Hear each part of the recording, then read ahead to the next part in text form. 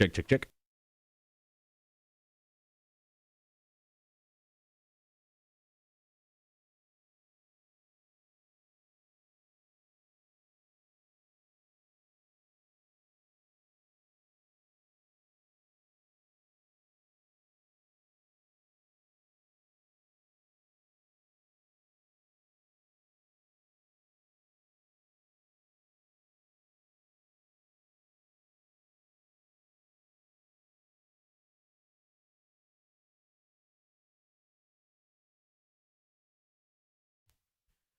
Thank you, sweet baby Jesus. It's Friday. Let's do this. Hop on that stream. Join the horde this morning.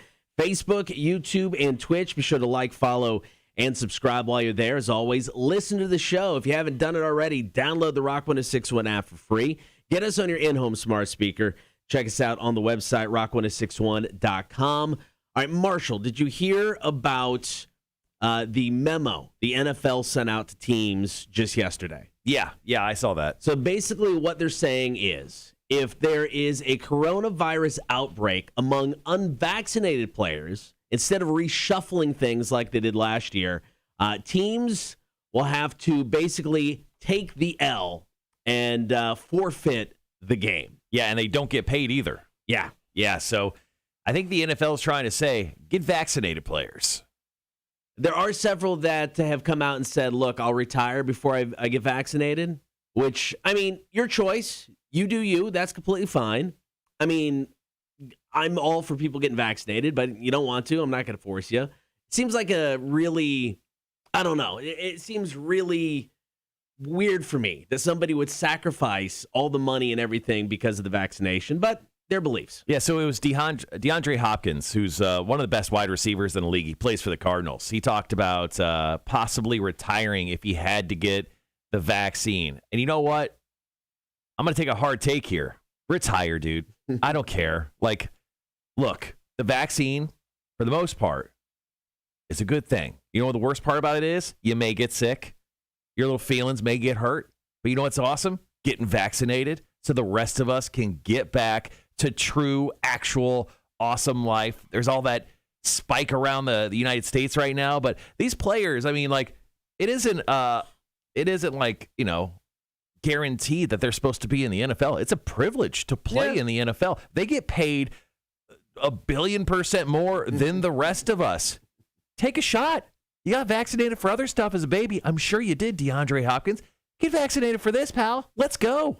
Yeah, it's going to be interesting to see if this new policy actually comes into play. You know, I think baseball's had one or two outbreaks this season, nothing real drastic. So it was actually, was it last year? I don't even remember hearing anything about it. I thought there was one so far, one or two this year. So, I mean, it's not like it's been this widespread thing. So this may not even, you know, affect any teams. But it'd be interesting. A team having to take a loss, maybe miss out on the playoffs because of the coronavirus. So this could definitely be a thing. We'll keep an eye on that throughout the season. All right, coming up on the show today, we've got Thor coming in for Beer for Breakfast. Cameron Scott actually won the very first axe throwing competition we did years ago, and he did it dressed as Thor. Now, he is a big-time fitness guy, big-time beer guy. Mm-hmm. I brought in choices for him. Okay. I brought in the healthiest sounding beer I have. Oh, nice. And the absolutely most unhealthiest sounding beer that I had in my fridge. I didn't give him a choice at all. I just brought one. No, one of them is like an Aki bowl with bananas and strawberries. Oh, that sounds delicious. I know. And the other, corn dog. It's basically named after a corn dog. So he's got choices for me today. He's got big time choices. We'll get to Are You Smarter Than a Community College Dropout? Fire Away Friday. Your choices are songs from 2015. You can vote now on the Cotter and Marshall Show Facebook page. Calls, comments, and texts. What's the dumbest bet you have ever made? And, of course, about last night, The Rock versus Vin Diesel. This thing won't go away. Bobby Bowden, legendary coach, not doing well. And are the X-Men finally coming to the MCU? That story coming up next. Five-finger death punch, darkness settles in. It is the Cotter and Marshall Show, Rock 1061. Oof. Morning, Gibby. Sorry to hear that, man. Hope you get up there and take care of business, man. Oh, I'm sorry, man. That stinks. Right. Well, Got a busy show today. Yeah, Cameron Scott, a.k.a. Thor. I told him to dress up as Thor. Did you? I said, go ahead and do me a favor. Dress up as Thor. He said, I don't think I have that costume anymore. He said, I think I have Mjolnir, the hammer. I'll bring that. So I think he's bringing the hammer in just in case he needs to smack one of us up. So he's a big-time fitness guy, big-time beer guy. Question number one, how are you both? How are you both at the same time? How do you look the way you do if you're a big-time beer guy? He's not a guy that's shy of wearing a shirt. He always seems to not be wearing a shirt. There's a good chance he's shirtless during the show today. I don't know. 100%. I'm actually going to request it. He actually just did recently did some modeling. Okay. So we'll talk about that. Yeah, he's a fitness coach at Orange Theory. He's an attractive, fit gentleman. Whoa. Bonk. Horny much? I'm just pointing out the obvious. He's going to bring the attractiveness and sexiness of this show up tenfold. Yeah, that's without a doubt. But that's almost literally anyone who walks in these doors. Morning, Andrew says, good morning, Horde. I'll be participating in beer for breakfast from home. Got the day off. It's my birthday, so I'll be wasted by the end of the day. Happy birthday. I love to hear that. Yeah, so the beer that I brought in for beer for breakfast. So Vince from Haberstrom, who's come in and he's been a guest for beer for breakfast before. Balded, just four-eyed gentleman. We love him. Usually wears a pocket protector. He said, all right, so there's some stuff on clearance, and I know what you're thinking. Yeah. But he goes, if you like Mexican cake, you may like this. But it's like a stout with Mexican, like, peppers in it, chocolate, vanilla, lactose. I'm like, this is interesting. It could be like the knockoff generic Mexican cake that could be possibly better than Mexican cake, because you never know about these beers. I know. So I'm excited to try that today. So that's the beer I brought. Okay, fair enough. There are several good, cheaper substitute options for Mexican cake. Stone has one. I never pronounce it right. Excovesa. There you go. And that one, I don't know if I've seen it in a while, but you used to be able to get that pretty much regularly. Yeah, like a year round. Yeah. I think it may be available. If not, it's usually like a fall-time release. It's that's the closest I've ever gotten to it, on something you can get more regular. And then, I've had some more one-offs that have been pretty good, but the stuff from Stone is really tasty. Charles says Cotter has a man crush. He does. Maybe I do. Hey, we've got an opportunity to sit down and talk to Cameron a couple of times. He's a great guy, full of energy, and he's got a fun story. So we'll talk to him. We'll explore who he is. We'll drink some beer, man. All right, we got about a minute 20. Story number one, all about Black Panther. Oh shit, it's Gibby's birthday as well. Holy crap! Yeah, there you go. Gibby and Andrew's birthday. Happy birthday, Gibby. Good, Charles. Also, happy frustrating Friday. God. Yeah, so is Black Panther, Wakanda Forever, going to be the doorway for the X-Men into the MCU? I don't know. I find this hard to believe. Now that I've read some of the comics because of the Marvel app that I've got, which is still awesome. Knowing some of the backstory and some of the stuff that's going on in the comics, I don't know. We'll see. We'll talk about it in about 30 seconds.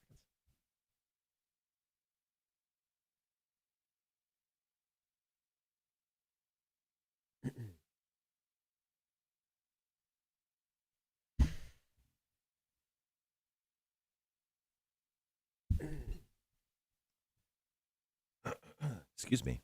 All right, guys, be right back.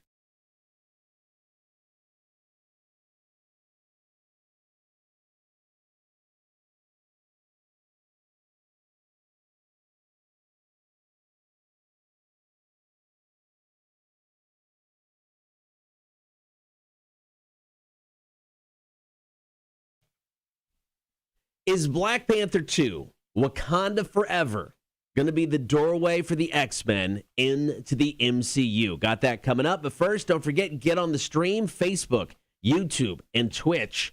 Like, follow, and subscribe while you're there. All right, story number one about last night.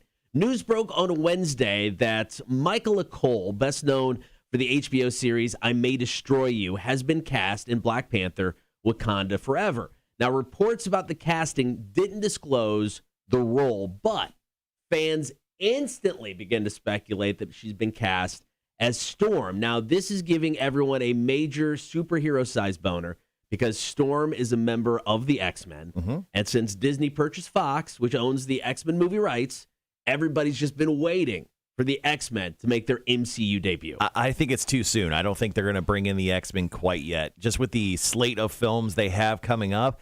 And also, how do you explain the X-Men not showing up to the big battle for Endgame? I know, right? Were they too busy?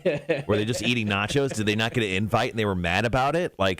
How do you explain the X-Men actually becoming a thing in the MCU universe without this whole, I don't know, multiverse thing now they're kind of going into that they started with Loki and I don't know. I mean, it doesn't seem quite right, Cotter. No, I agree. I mean, I think it's going to be a multiverse thing, and that's how they get in. It's not going to be this. Now, in the comics, T'Challa, the Black Panther, is actually married to Storm. Right. So with T'Challa not being in this movie because of the death of Chadwick Boseman, it seems weird to bring Storm in now.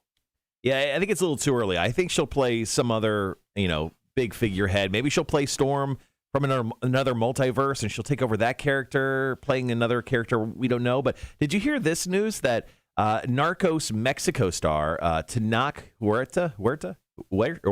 Yeah, anyway, bad at names apparently. He's been cast as Namor, which is essentially Marvel's version of Aquaman. So I'm new into reading comics. I got the Marvel Universe app last year, the Marvel app for comics, and just dove in head first, read the Civil War storylines. Namor plays a big part in all of these stories. Yeah. He's just kind of a douche. I mean, he rules, the sea and everything, doesn't always get along with everybody on Earth, but he is such a major part in a lot of these stories. So I'm actually kind of excited about that. You know why he's a jerk? Always wet. No one likes being always wet. It's true. A slightly moist pass. No, But thank you. I'm interested to see how they bring this character and that whole world into the MCU if this is the case. I mean, I think that's got more of a shot than Storm being in this movie. Nah, I agree too. And we're going to find out pretty soon because we're actually less than a year away. July 8th of next year is when we get the sequel to Black Panther, Wakanda Forever. Bobby Bowden, legendary college football coach, is not doing well. Got that story coming up next. Cotter and Marshall, Rock 106.1. Morning, TTV_Hastile. What up? What a name. Charles, being 54 sucks. Every day it seems like I have another strain, pull, ache. Everything takes forever to heal. So effing frustrating having to alter workouts around these hindrances. Wow. All right, then. Glad everyone's having a great fucking start to their Friday. You know what? I just got to get through this show and I'm out on vacation. So you know what? Screw everybody. People are dying. Parrots' heads are falling off. God damn it. I'm going to go get my coffee. Yeah.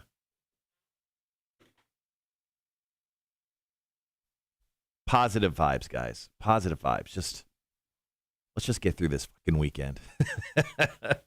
I'm so excited for this weekend. 2 reasons. You guys ready for this? Let's break it down. Reason number 1. Savannah Mega Comic-Con. God damn it. I love the Savannah Mega Comic-Con. Saturday and Sunday. That's right. Tomorrow and Sunday, Savannah Mega Comic-Con. Goodness is going to be here. We were just talking about nerdy stuff. Black Panther, right? If you love nerdy stuff, if you got kids, if you don't got kids, if you're single, if you're married, if you're married with a side chick, it doesn't matter. Bring them all. Bring them all. Come on down. Savannah Convention Center, Saturday and Sunday. I will talk more about it, but I'm going to be broadcasting live tomorrow from 11 until 1 over at the Savannah Mega Comic-Con. And just to absolutely clear it up, there is another convention that usually is in town called the Savannah Comic-Con. They're usually in April. They canceled their Comic-Con because they're pussies, all right? So just to clear it up, they canceled their stuff. Don't look them up. Look up Savannah Mega Comic-Con. You can actually find their website, SavannahMegaCC.com. You can buy your tickets right there. And, of course, I'll be out there. The Savannah Mega Comic-Con run by somebody locally. So it's Tony Prevette. It's a Great guy. local event where the other one, not so much. Not so much. You know, Kevin Nash is going to be there. And then a story that just came out yesterday, Kevin Nash was interviewed saying that he heard that Rob Zombie was obviously doing the Munsters film. Right. He said that his dream role has always been Herman Munster. It's already been cast, though, I think. And it's already been cast. But that would have been awesome. Yeah, Kevin Nash, I think, could have been a very interesting. I mean, he's obviously got the height for it. Yeah. That would have been interesting. All right. His dream roles, Herman Munster. That's awesome. Yeah, I mean, if you're a wrestling fan, dude, you got Kevin Nash, you got Scott Steiner, you've got... Just say it. Just say it. Sergeant Slaughter. No, you son of a bitch. Just say the one you want to say. Stop going through a list of people that you're not as big a fan of as this guy right here. The Enforcer. Double A. Arn Anderson. Well, now you're not going to be able to get your coffee in here in a few minutes. Can't walk around with a boner. Not with another dude. Got a double A boner. Yep. Double A boner. I'm so bummed missing Arn Anderson. What's a triple A boner look like? That's a good question. We should Google that. Don't think I can handle it. And good morning, Mac. You came in at the right time this morning. Why won't you freaking delete?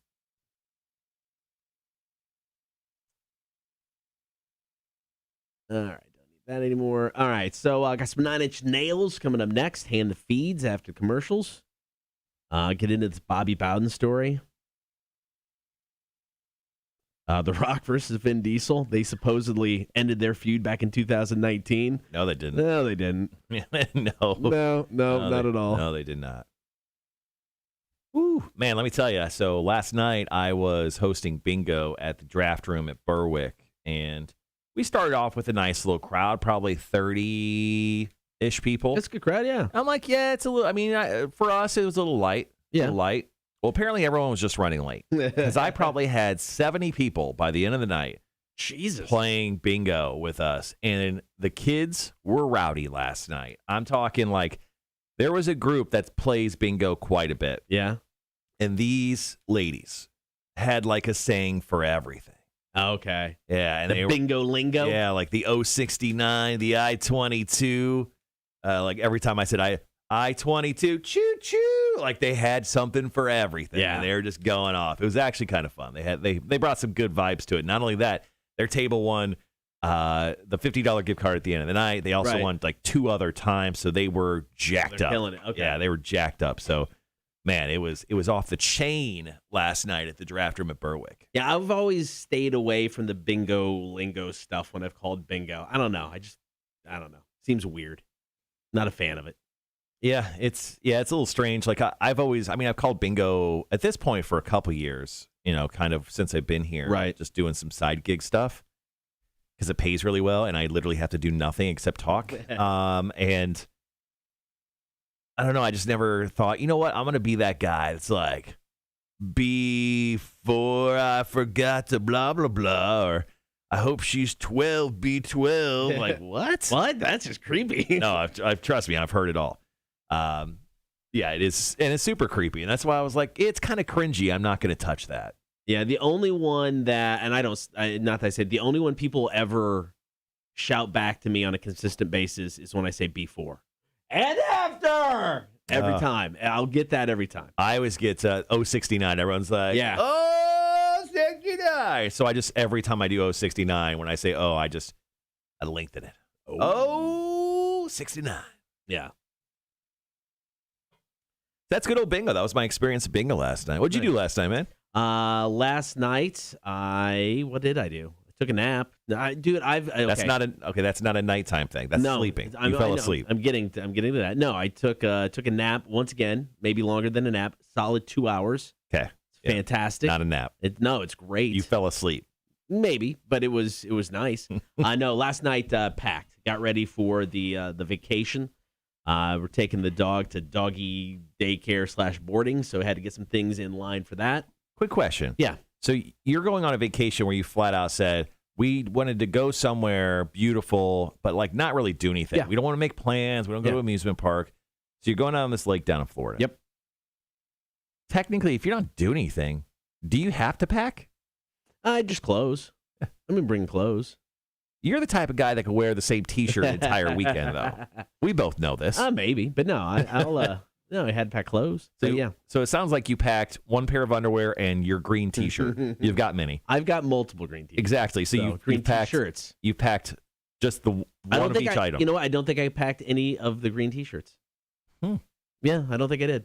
So you know when you've seen like those old-timey TV shows where like the small little kid runs away? Yeah. And they have the stick and then they have the handkerchief? Yeah. Like, I feel like you could have packed everything inside of that one handkerchief for probably this trip. Probably. Yeah.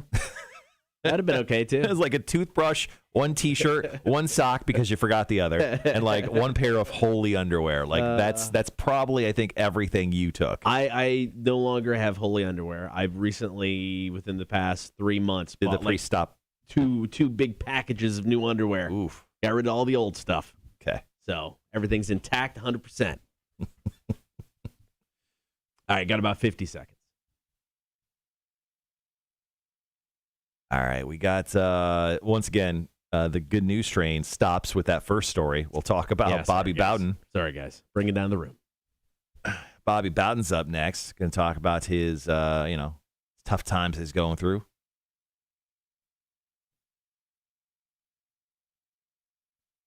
And then we'll wrap up about last night with a story, which is actually just more funny, I think, than anything. It's pretty good. Dwayne "The Rock" Johnson versus Vin Diesel.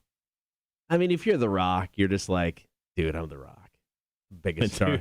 Dude, I'm The Rock. The biggest star on the planet. Yeah. I mean, he is. He's the biggest star on the effing planet. I mean, that's why Vin Diesel doesn't want to work with him. No, I know. I get it. Or the other way around. That's why Rock doesn't have to work with Vin Diesel. All right, guys, be right back.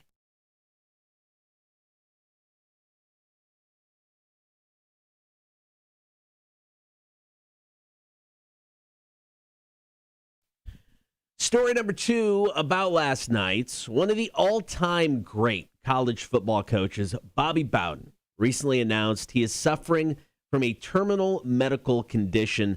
I believe he's 91 years old. The Florida State legend won 2 national titles with the team, and he said he is prepared for what is to come. I can't imagine ever saying those words. I don't think I could. I mean, much stronger person than me. I don't care how old you are to be able to go, I'm good. I get it. It's time. Yeah, it's, sometimes it's cool that he's come to this, decision. He's accepted his fate. Well, he actually was quoted saying, "I've always tried to serve God's purpose for my life on and off the field, and I am prepared for what is to come. My wife Ann and our family have been life's greatest blessing. I am at peace." I couldn't do it. I can, like I said, I can never imagine myself saying those words, being at peace, knowing what could happen. Really? Yeah. I just don't think I could. Is it just because you feel like you have like too much anxiety, or I mean, the thought of death is weird. Too much of a fighter? Are you saying I'm going to get through this? Totally a fighter. No, I mean the thought of death and dying is weird, and it's at 45 years old something I have not come to terms with. It's not something I've thought about. So I think about you dying all the time. Oh, I know you weird? do. No, I'm sure you've plotted. Hey, it just so you know, as well. I've already accepted. Oh, you dick. But no, it's weird. So when I hear somebody who has have come to terms with it, I don't know. They're just stronger than me. Now, Bobby's one of the best coaches ever, earning more than 350 wins at his time as at the Seminoles. He was inducted in the College Football Hall of Fame in 2006. When he was still a coach, the man was that good. Yeah, he's a Hall of Famer while he was still, doing his career. Current Seminoles head coach Mike Norville reacted to the news, saying, "Praying for Coach Bowden and his entire family. Incredible man who is loved by so many, and the Knoll family is with him." Still just crazy stuff. So thoughts going out to Bobby Bowden and his family. We got one more story to go in about last night. The Rock versus Vin Diesel. Supposedly buried the hatchet back in 2019. Let's be honest, they didn't. Got the story coming up next. Chevelle, Self-Destructor, Cotter and Marshall Show, Rock 106.1. Oh, morning, Wanda. Welcome to the program.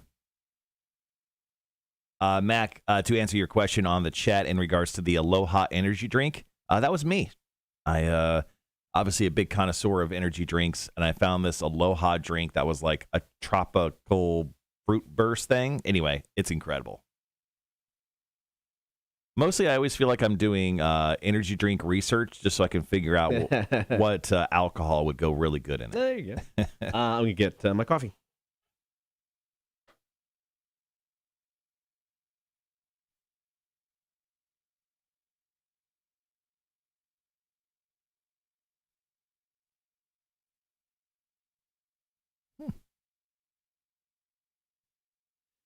Okay. Yeah. Last night was fun. Had a great night at bingo. Grabbed myself a nice little flatbread for dinner.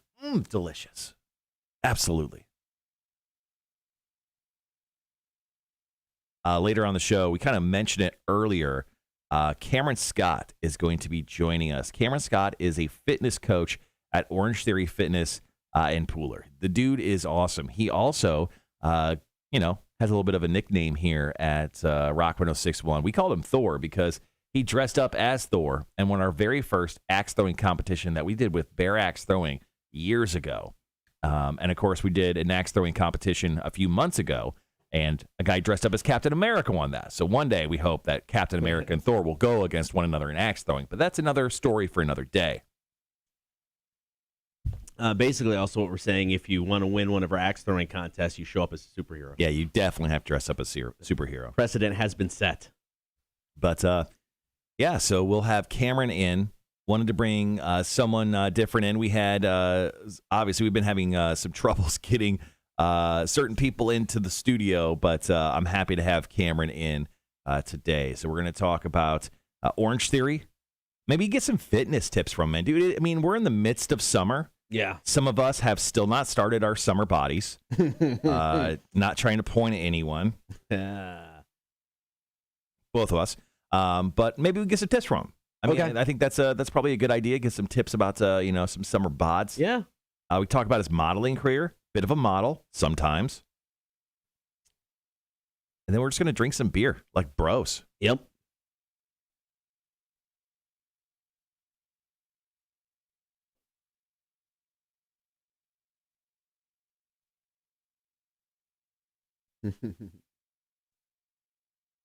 All right. First thing I did when I got to work this morning, I put my email on vacation mode. So if anybody starts emailing me early, they'll get the, I'm not here. Leave me alone. Nice. Yeah.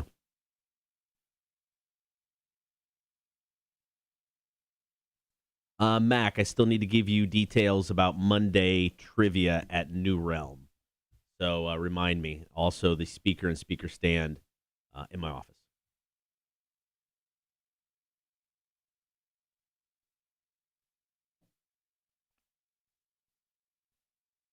All right, we got about 2 minutes. Going to get into our final story for About Last Night. The Rock versus Vin Diesel. So the Olympics have officially-ish started. I think the opening ceremonies are starting fairly quickly. So, yeah. So Japan is actually, Tokyo is 13 hours ahead of us right here. Okay. So, I mean, that puts them right on pace at like it's 7:32 p.m. right there. So they're always living in the future. And I think Australia even has a couple hours on them. I think Australia technically is the last, last future-ish stop on the world. Because they're almost a full rotation ahead of us. So. Right. First and foremost, it's got to be wild to live in the future. Also, how bad? On a scale of 1 to 10, how much do you just want to not do the show and watch the Olympic opening ceremonies right now? Oh, probably 37. Okay. Do you honestly watch the opening ceremonies? I watch the opening and closing. Really? Yeah. Dude, I'm in with the Olympics, man. With the you'd rather just watch everyone out walk with a flag. No, I mean they always usually have a show. They put on a performance before they come in. They put like a Disneyland-ish type show on before everybody walks in. They do the dancers and some fireworks. Yeah. They walk in a line. They make a Mickey Mouse head and stupid shit like that. Yeah, I watch all of it. Every second of it, huh? Yeah. God damn. And then I'll sit through every country coming through. We got about 30 seconds. Yesterday we quizzed you in the face in regards to Netflix shows. Yeah. I watched the finale of part 1 of Lupin, which is that show I've been telling you about. It's like a Sherlock Holmes-y show. So good. Nice. It's really good. All right, guys, be right back.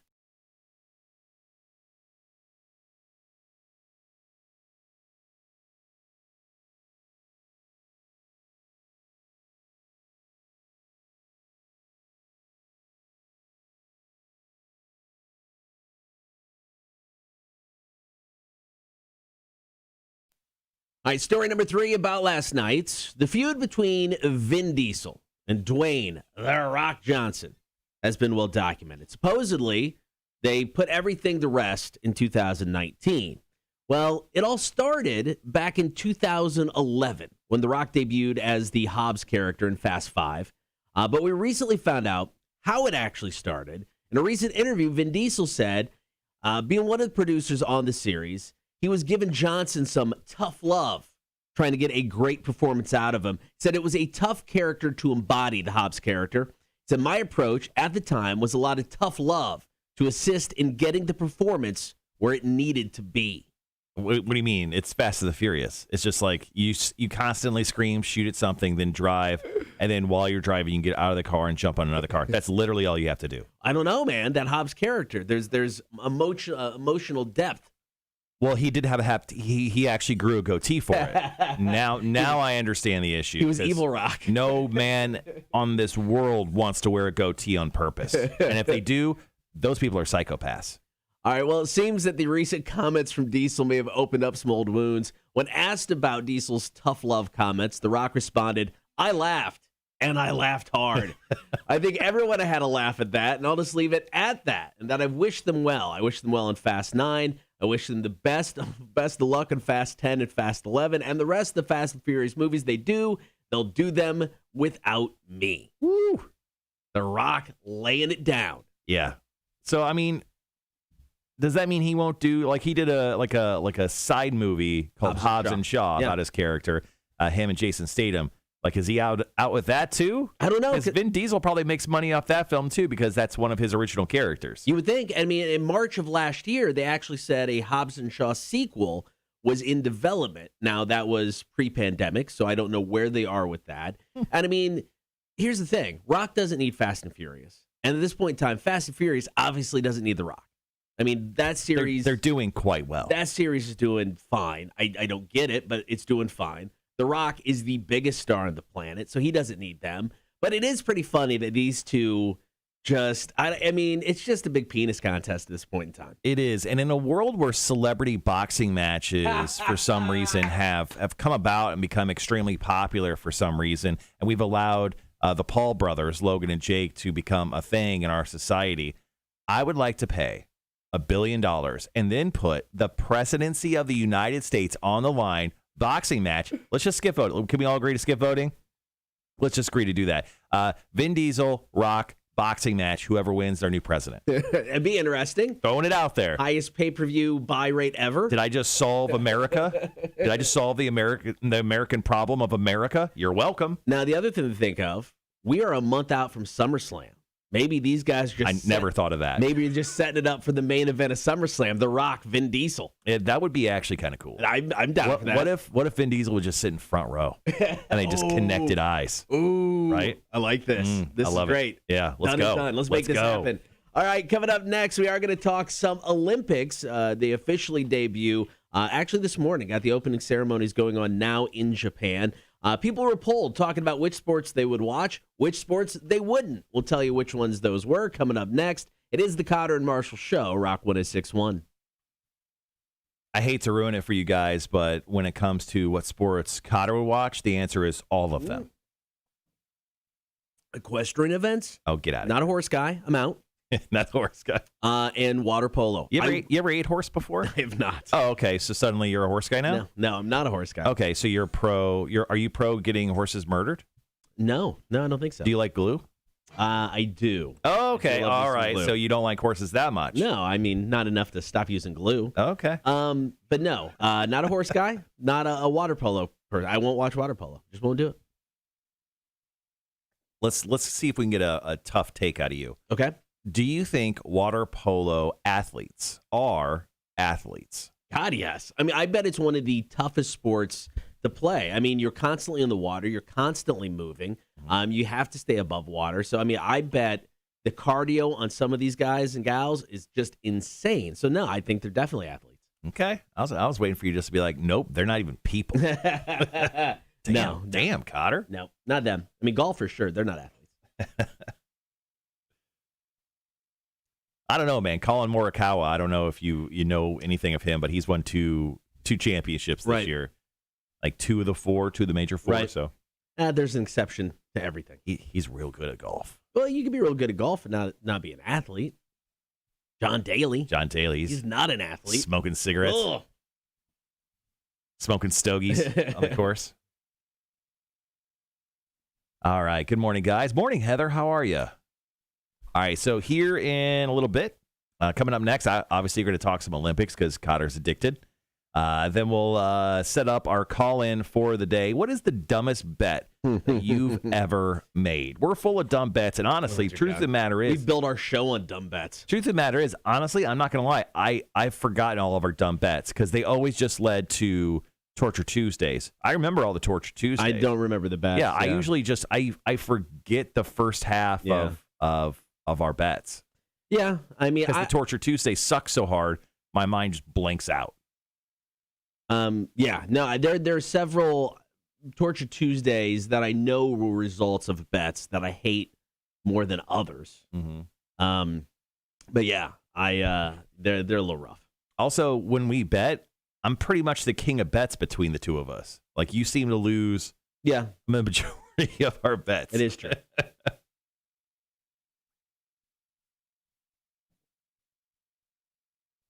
Ooh, tough take from David right there. Drinking, riding a cart, hitting a little white ball, not a real sport. I will call golf a sport before I'll necessarily call golfers athletes. I mean, because it's a sport. I think it's difficult. It is. I think the skill is definitely involved. Don't get me wrong. And I mean, I think golfers have changed with the times. Mm-hmm. I think today's golfers are more athletes than the golfers of 20 years ago. You got much more golfers. Workout is a thing. They're way better, more conditioned. Nutrition's a bigger deal. So I mean, they're probably more of an athlete than they were 20 years ago. All right, guys. So everyone hanging around on the chat this morning, the live stream, thank you so much for doing so. First and foremost, if you have a story that you'd like to share, we would love to hear it.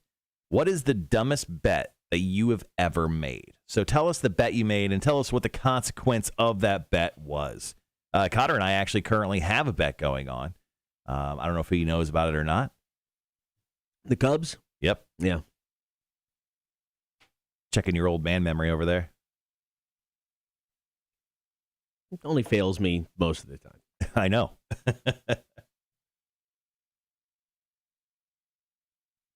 All right, so heading into about a minute left of commercials. We got Rob Zombie's Dragula, and then I'll talk some of these Olympic sports. I was surprised by some of the ones people said they wouldn't watch. The ones that they watch make sense. All of those I get, 100%. But one on the not watch list was on my number one on my Mount Rushmore of events, and I think people need to give it a shot.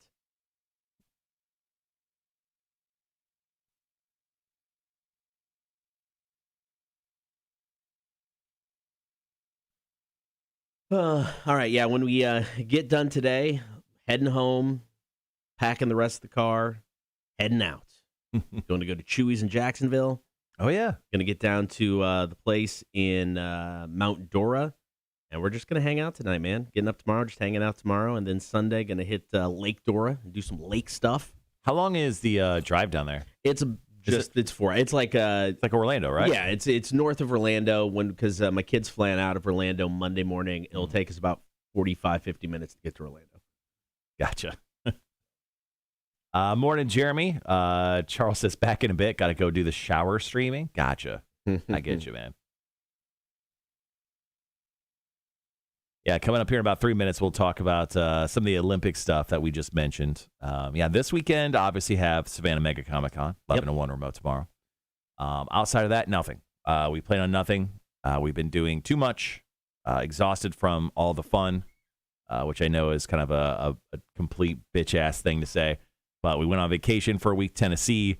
We had a couple days off. Then we had family in town. So as long as the weather holds out, I'm really hoping it does. Tomorrow, after the remote, I'm going straight back to my house, cracking a beer, sitting by the pool, playing some music. Gonna go swimming for a while. The 7:34 break, because I don't know if we'll get 2 breaks out of this embarrassing item stuff. We might want to just pencil in a. We could do Savannah Mega Comic-Con. Yeah, pencil in Hella Mega. Well, I guess Hella Mega we don't necessarily. We can mention it. Today's the last day, but we can mention Savannah Mega Comic-Con. Yeah, I talked to, let's see, I got our first 3 winners yesterday. Okay. Monday, Tuesday, Wednesday winners. I was waiting for Thursday to be officially done, and Sure. then I'll have the last winners later today. Cool. Bought our tickets for the Hella Mega Tour. Oh, cool. Went So- down in Jacksonville. Going to go down to Jacksonville. I don't think the seats are too bad. They're okay. They'll be all right. I mean, It's a big-ass football stadium, so I did the view from my seats, whatever that website was. Yeah. And I'm like, all right, they'll be okay. I mean, it was just they didn't have a concert set up. It was looking at it from the football standpoint, but the stage is like on the 20-ish yard line, I think, according to the schematic. And we're going to be up looking at the stage. We're going to be on the left-hand side, about at the 40-yard line on the other side. So it's not too bad. And we're up a little, but it's not bad. It'll be fun. Mm-hmm.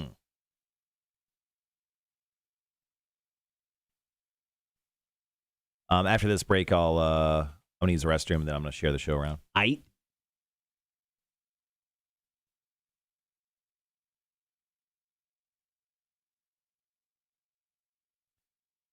With the amount of stories and stuff I'm looking at currently, we may want to kind of figure out something to do in the 7 o'clock hour that may be more. Yeah. I get that. Yeah, it's a little light on this one. Yeah.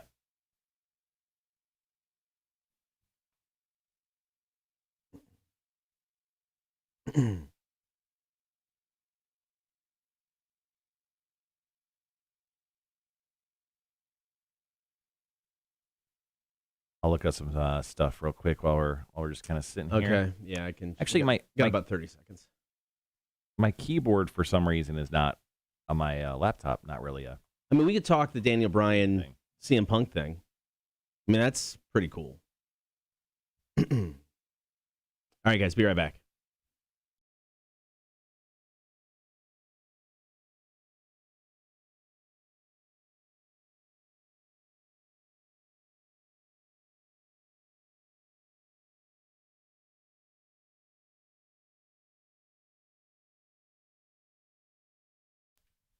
Good morning. Thank you for hanging out on air and on the stream. If you're not on the stream, do it. Join the Horde, Facebook, YouTube, and Twitch. Like, follow, and subscribe while you're there. 1,000 Americans were recently polled. They were asked about the Olympics this year. Are they interested? 37% said they were very or somewhat interested. Everybody else said, nah, I'm good. I'm in the minority. I get it. When it comes to watching sports, I'm not surprised by the top 5 sports people said they're going to watch. Number 1, swimming. I think Michael Phelps has kind of made this the go-to Olympic sport. Yeah, I mean, when you think of the Olympics, I mean, I think swimming is right up there, and 43% of people in the survey put it in their top 5. Now, there always seems to be, even prior to Michael Phelps, there always seemed to be a name that people could get behind in swimming. There was Summer Sanders, Janet Evans, Ryan Lochte. I mean, all these people. I don't know of anybody this year. So, I mean, it's a little bit different with Phelps not there. So there isn't that kind of marquee name I think people are looking for. But I still think, obviously, one of the marquee events. Gymnastics, the artistic gymnastics, which is like your traditional vaults, uneven bars, floor. Not the one with the ribbon. Yeah, exactly. Yeah.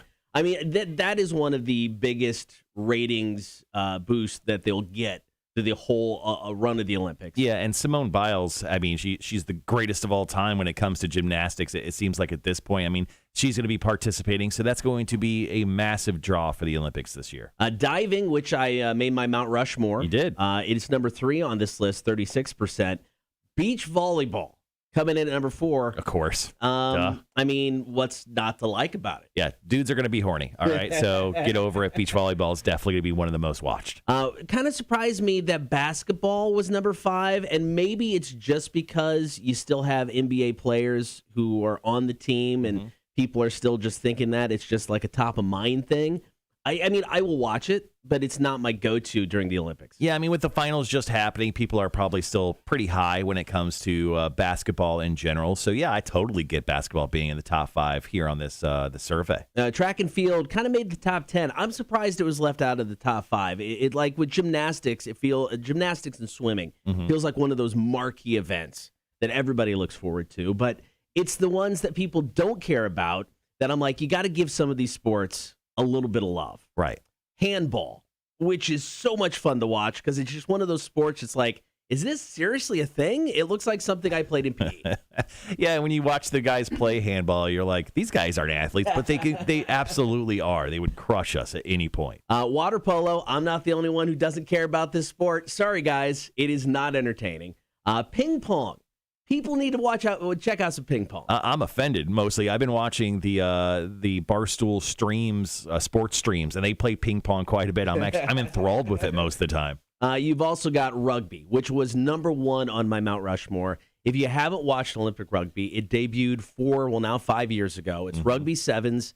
It's a fast-paced game, lots of hits, lots of scoring. You need to give rugby a chance in the Olympics. My first real take at rugby was when I went to Dublin and spent some time in Ireland. And, dude, rugby is the business. I had so much fun there. And actually, the sevens came to Vegas when I lived there, and I got a chance to go to a couple sevens tournaments, and it was pretty fun, man. All right, coming up, top of the 7 o'clock hour, call, comment, and text. What is the dumbest bet you have ever made? What's the bet? What was the payoff? We want those stories now. Call, comment, and text 800-394-1061. It's the Cotter and Marshall Show, Rock 1061. Okay, I will be right back. Cool. All right, guys, if you have any stories about dumb bets, be sure to hit us up now. Now is the time.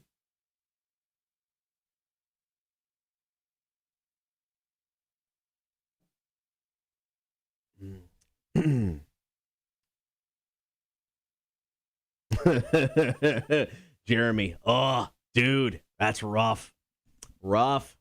But thank you for contributing.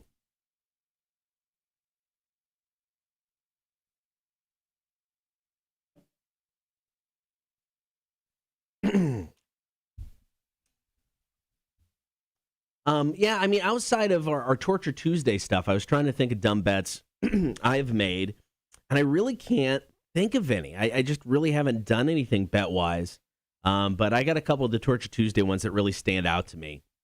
So I'll definitely talk about those and bring those up when we get into the topic here just after 7.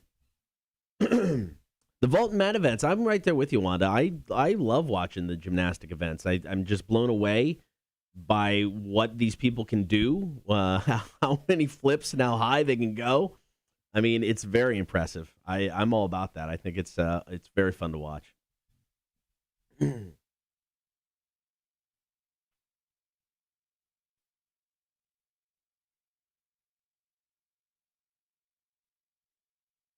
All right, so got Typhoons, Royal Blood coming up after the commercials. We'll get into some Alien Ant Farm. We'll get into your calls, comments, and texts.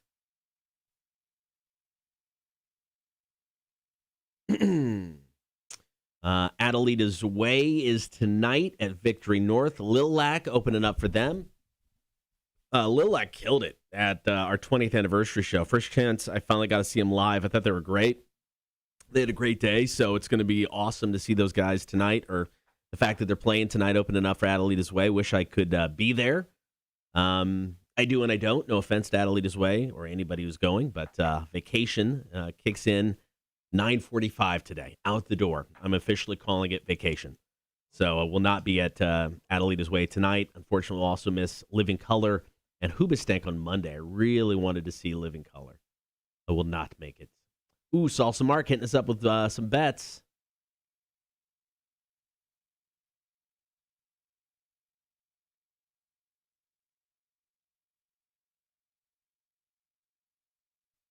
Oh, that's awesome.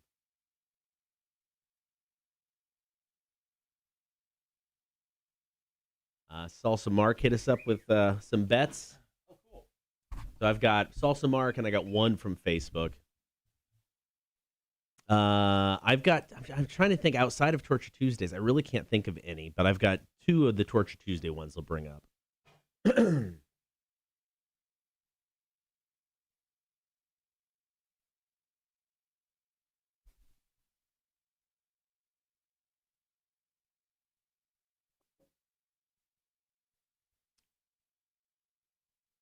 All right. Got a few minutes of commercials left. Like I said, Typhoons from Royal Blood. Great tune. I really like that song. Alien Ant Farm, Smooth Criminal.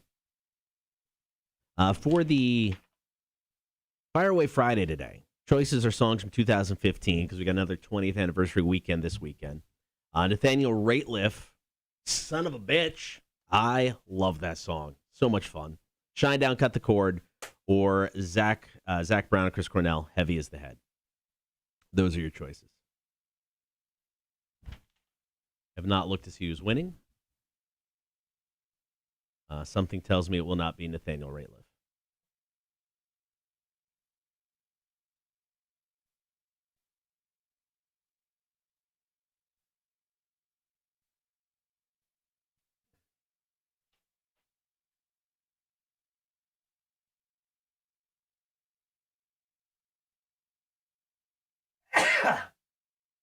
Excuse me. All right.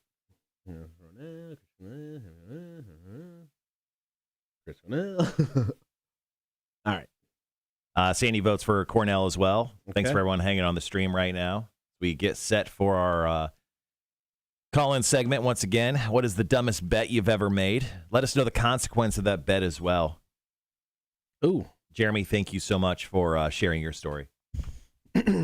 Zach Brown, Chris Cornell, the heavy favored to win today's Fire Away Friday.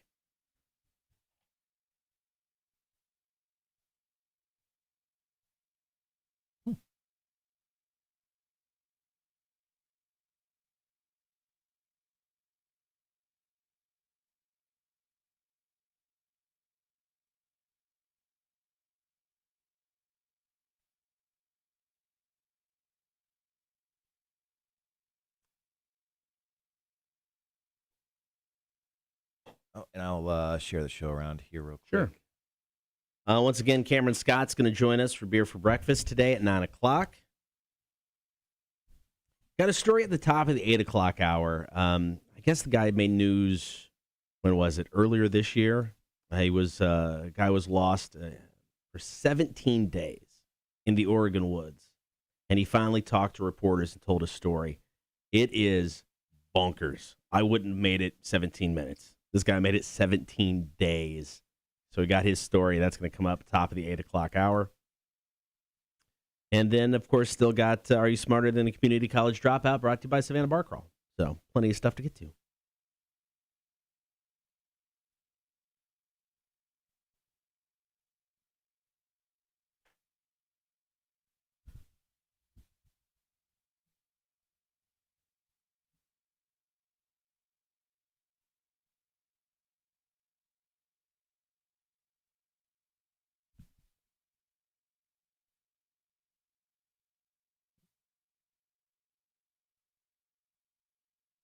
It looks like we'll finally get to go see Hamilton.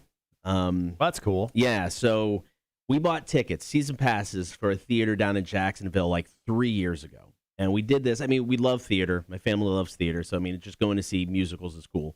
But we knew they were going to be bringing in Hamilton in 2020.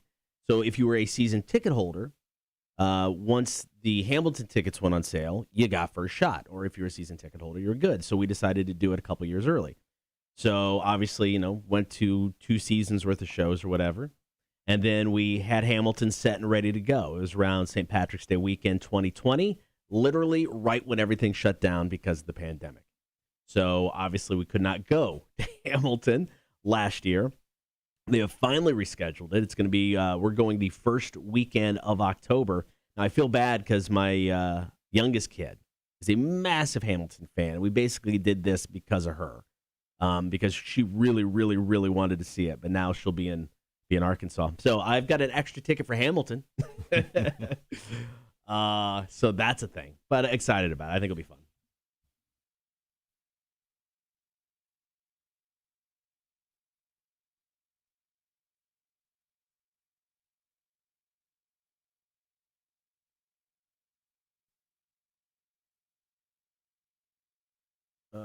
Morning, Sean.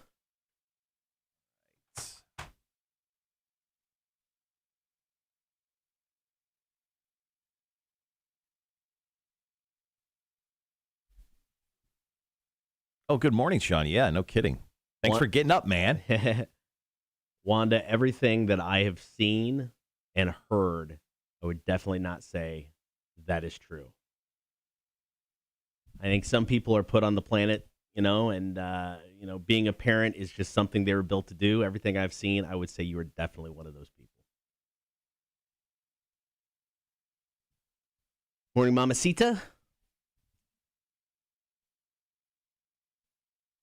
Okay, I'll be right back. I don't know if this is good or not, but my laptop has kind of died. I think it's bad. Yeah, I just updated a second ago, and this is what it looks like. Is that good? Is this not supposed to turn on? Is that how computers work? They're just not supposed to work? Crap. Well, I'm sure the rest of the show will go great.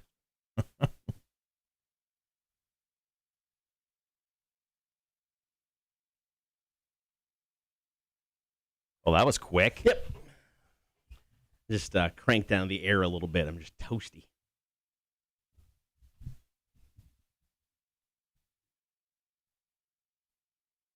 So my computer needed an update, and it did it, and now it's not restarting. So is that good? Yeah, I think that's okay. That's normal, right? Mm-hmm. Charles, once we get through sometime after August, I want to talk about having you swing by the house looking to employ your services. I want to look into a deck. I think I kind of talked about that, brought that up at the concert. My wife has another massive project, too, that we want to see if it's something that is even possible and if it's something you can do. So we'll mess with it in August, but definitely going to reach out to you about that.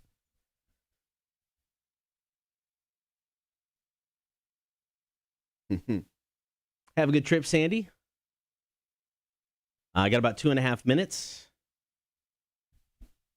All right. So, how many stories do we get off the stream? There's one or two, maybe.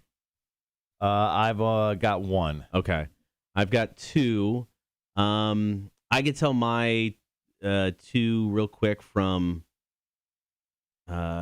just the two Torture Tuesdays and the effects of those. Mm-hmm. I've got two on the one from Facebook, one from the text.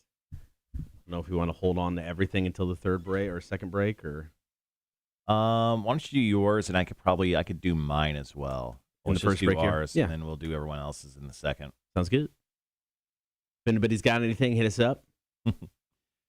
Charles says any project properly financed is possible. Cool. Now she wants to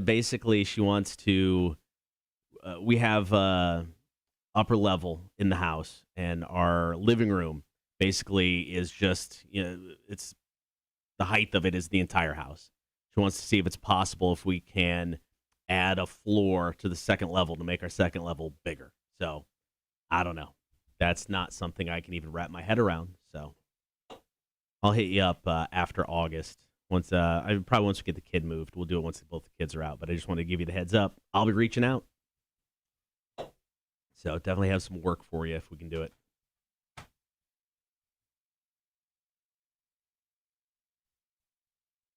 All right, got about a minute?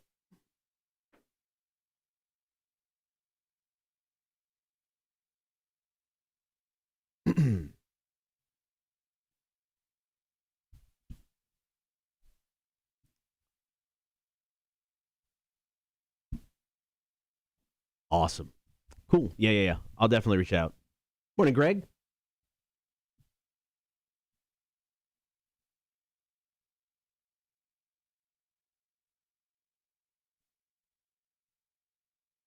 Seems like the majority of us are too afraid to take a bet.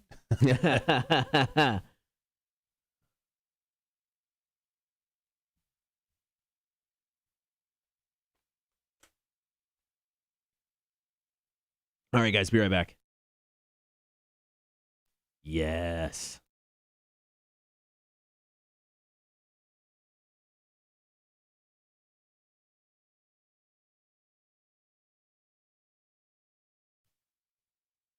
Remember that time I attempted to look like Lemmy, just not nearly as badass or as cool? Yeah, that was a Torture Tuesday bet. Got that coming up here for our call, comment, and text. Right now, be sure to hop on the stream, Facebook, YouTube, Twitch. While you're there, be sure to like, follow, and subscribe. As always, you can listen to the show. Just download the app for free, get us on your in-home smart speaker, or check us out at rock1061.com. So today, call, comment, and text. What is the dumbest bet you have ever made? What was the payoff? What'd you have to do? Want those stories now. Most of mine, obviously evolve around Torture Tuesdays. And there are two that really stand out. Now, one of them, I don't remember what the actual bet was. But I remember I had to shave my facial hair into basically the Lemmy. Like the handlebar with the mustache. Here is the thing with that. Only certain people, maybe only Lemmy, can truly pull it off. I am not Lemmy. No. I know, shocking. But this was around the time that you, me, the wives, all went to Asheville for the first time. Oh, yeah. So I was roaming around Asheville, hitting up all these breweries with a Lemmy mustache handlebar thing going on. I thought you looked good. All of my pictures of my first trip to Asheville, I'm like, I look like such a goober. What the hell, man? It was just not a good look. Not my proudest moment. The handlebar mustache and most mustaches in general. I mean, guys like us can't pull it off. There's certain guys who can. No, I'm not one of them. Kudos to those fellas. But, yeah, not us. Not us. The other Torture Tuesday bet that stands out to me was we made a bet. I got back in to wrestling years ago, and I actually was involved in a show in Statesboro. And typically, he would have me win. So we made a bet that if I lost the match in Statesboro, I'd have to go through a table at the radio station. I made this bet thinking I was going to win because typically when I went out there, because I didn't wrestle all that often, he had me win. So we get there and he's like, "Oh man, we're changing things up. You're gonna have it's a 4-way match now, and you got to take the pinfall." I'm like, "Cool, I got no problem losing," but I'm like, "Oh crap, I made this bet thinking going in I was gonna win." Yeah. So I lost horribly. I think I took 2 choke slams that night. It was rough, so I had to come back and tell you that I lost. So then I got choke slammed through a table in the hallway here at the radio station. Yeah, it's pretty great. It was by this gigantic man with a luchador mask on. Luchador Chris? Yeah. That video, I believe, is posted up on our YouTube channel. It is. Absolutely is. If you haven't seen it, and legitly, it hurt. Now, I brought in one of those like foam top, mattress foam tops to put underneath the table to try to break my fall. It didn't work. It legitly hurt. I mean, it was rough. I hated every minute of it. Yeah, getting chokeslam, I think, through anything is definitely not a great thing. Now, Cotter, I've had some stupid bets in my life. Most of them I forgot. But there is one time I remember I made a bet when I didn't have the money to back it up. Oh. So it was back when I was working in Las Vegas. I was working for a group of radio stations. One of them was 98.5 KLUC. It's like a top 40 radio station, like a KISS radio station. Anyway, so the morning show guy at that time, huge Seahawks fan. The Seahawks or Bears were playing. It was a regular season matchup, probably like at this point, more than a decade ago. Okay. So I was talking to him, and I was like, dude, $20 says the Bears going to win. Now, at that point, I was not making a ton of money. And I'm pretty sure at that point, I didn't even have the money to cover it. Oh. So the game happened. The Bears somehow won. I don't know how that happened. I think it was before Russell Wilson. Right. Or maybe it was like the first year Russell Wilson where Russell wasn't like super Russell Wilson like he is now. I forgot about the bet. Monday morning, he comes strolling up, and immediately, like anxiety sweat. Like I start sweating. I see him down like 100 yards down the hallway, and I see him kind of making his way. I'm like, oh my, did the Bears win? Oh my, I don't have any money. What am I going to do? He walks up, hands me a $20 bill. He's like, well, I owe you this. And I was like, oh yeah, you totally do, man. Oh, the Bears won. Oh, probably crushed you. It was very nerve inducing. Now, Cotter, I do have a story here from the stream I want to share before we hit break. Our friend Sean actually shared a story. He goes, I lost a bet while golfing at my bachelor party. I had to go 2 holes with my pants down around my ankles. But then he goes, best holes I ever shot. So maybe you should play I don't know, maybe pants around the ankles or just pantless. Maybe the breeze hit him in a certain way where he golfs so much better. I will never play golf with Sean. Ever. All right, call, comment, and text right now, 800-394-1061. What is the dumbest bet you ever made, and what'd you have to do once you lost? Tell us about it now, 800-394-1061. Brand new stuff from 0936. It is Adrenaline, Cotter and Marshall Show, Rock 1061. All right, so let's see. I have... A couple popped up, I think. Maybe one of them was Sean's. Wanda put something in, I think. There's the one. Did you get the Jeremy's from a while back? Yeah, I've got two here that I can share. Cool. Yeah, I got a couple. Great news. I updated my computer and everything's fine now. Oh, good. I think I somehow disabled my keyboard. So my keyboard just turned off. I hate that. I don't know how the hell I did that, but everything's fine now. I will say, cats will somehow find out how to turn everything off on your computer once it's like if they see you on it and want to hop across your keyboard. Oh, okay. Something random is getting shut off. Right. And I don't know how to turn it back on. I always have, usually during updates, like my touchpad on my laptop, it somehow turns off every time. I become a pro at turning that thing back on.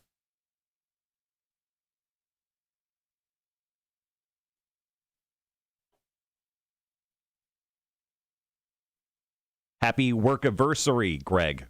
Greg said he's listening on Alexa, taking the day off to help his daughter and family move. Today is my work-iversary. Nice. Are you okay? You're like stabbing your eye. I got like eyelash in there. I can't get it out. And I hate that.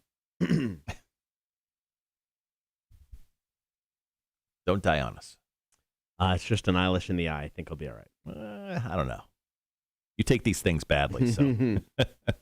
Oh, wait, if I'd actually, like, get something in my eye, you will see me freak the F out. I hate that. God, I hate that. Well, you do have something stuck in your eye. Well, not, I mean, like, something major. I don't know.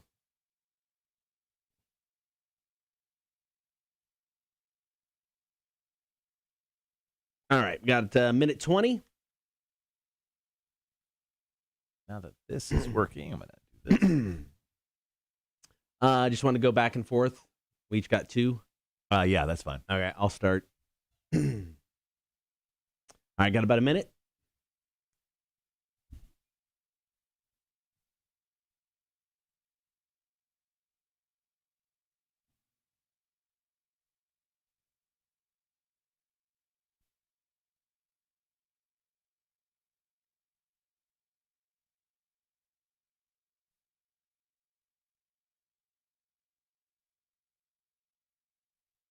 All right. I thank everybody hanging out here on a Friday. Lots of stuff still to get to on the show.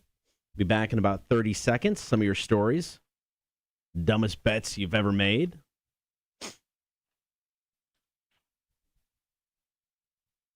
Every bet the big guy makes is just a dumb bet because he loses and then never pays him off. Yeah, the big guy always makes a Super Bowl bet with us, and he's the best at picking the loser of the Super Bowl. It's true. We actually should turn that around. He's really great at that.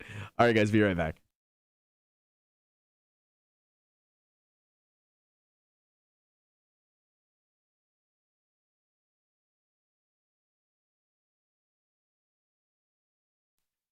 We're taking your calls, comments, and texts this morning, 800-394-1061. What is the dumbest bet you have ever made? Lindsay hit us up on Facebook. She said, while I was dating, I bet my husband that he couldn't walk into Bass Pro and buy a gun the same day. If he was right, I was going to have to pay for the gun. Guess who left Bass Pro? $400 lighter. Whoops. Why was that a bet she made? That just seems like a really bad bet. I guess she didn't understand you just buy a gun and walk out. I don't know. All right, so I've got a couple bets that people dropped into the stream today, but I found a quick one when I was Googling stuff last night. So Jimmy Fallon shared a tweet. It was a couple years ago. Yeah. When like one of those hashtag things are going around called hashtag my dumb bet. Jimmy Fallon said, I once bet my buddy that he couldn't eat 100 Peeps. He won, but I had to take him to the hospital. Oh, dude, one peep is disgusting. 100? Mamacita actually chimed in on the stream. She said, I don't recall any bets personally, but I do know my son lost a bet and had to down a shot glass full of hot sauce. Never a great thing. No, Never. Depending on the hot sauce? Especially if there's an oyster in there, too, because oyster shooters are possibly the worst idea man has ever created. They're delicious, though. So good. They are slightly delicious, but also a terrible idea. All right, Salsa Mark sent in a text. He said, I have two dumb bets. First was in 1992. He bet $500 on MC Hammer's racehorse. He didn't win. What? I know. MC Hammer had a racehorse? I'm guessing at some point in time, if you've got enough money, you got a racehorse. Right. It's just an investment. Yeah, I mean, there's racehorses that cost like $100,000 right I now. know. Or more. So he didn't win there. Also, the second one, I was hanging out with a neighbor growing up, and he said, I bet him that I could jump over a fence, hit the ground, roll, and then stand up. You know, like you see in the movies? Yeah, it's sick. Superhero landing. Broke his shoulder. It didn't go well. Didn't go well at all. That didn't go well at all. Actually, I found one here once again. I was hashtagging my dumb bets last night, and I found one from a Twitter user called @PastaNoodle. I made a slap bet in high school that a friend couldn't keep quiet the whole band concert. I won. I earned 5 slaps. I still have 2 left. I haven't seen him in 6 years. I haven't forgotten. That would be awesome. You run into him just randomly somewhere. You walk up and just whap across the face. Hey, Mark. And just tap it on the back of the shoulder and just absolutely crush him. Jeremy had one from the stream just a little while ago. Let's share this one. It's awesome. He goes, the worst and dumbest bet I have ever made was the one time at a friend's house. Drinking, they bet me $100. I couldn't drink the whole half gallon of Captain Morgan. Oh, dude. He goes, I did it, but I was so dang sick and hurting by the end of the night. That's one of those things where I would absolutely take the bet. I would chug it, but I would immediately puke. You got to. And I'm really great at puking. When I need to, I think I am a king when it comes to puking. I mean, you chug that, you got no choice, man. You got to get that out. Mm-hmm. You are effed if not. Yeah, we actually hung around our buddy Anthony Lanier once, former NFL player, currently in the Canadian Football League. And he had us I think he had me do 6 shots of Patron. It was stupid. Yeah. And then like a champ, I did all 6, and then I immediately puked afterwards. So, I mean, that was kind of a mini bet to see if I could live after that. And I did. So, you know what? Joke's on him. And the most impressive part about that, so we leave the bar. I mean, instantly. It's like the last shot is down, and then it was like right out the door. Mm-hmm. We weren't 5 steps away from the bar. You just turned to your left, puked, never stopped walking, and just kept going. Some people have a gift, man. If you need a guy that can stride and puke at the same time, I think I may be the guy. All right, tell us about your dumb bets. Hit us up, 800-394-1061. Coming up, we're going to talk Savannah Mega Comic-Con. It goes down this weekend. Marshall's going to be hanging out. Going to be a great event. We'll tell you what's going down. Cotter and Marshall Show, Rock 1061.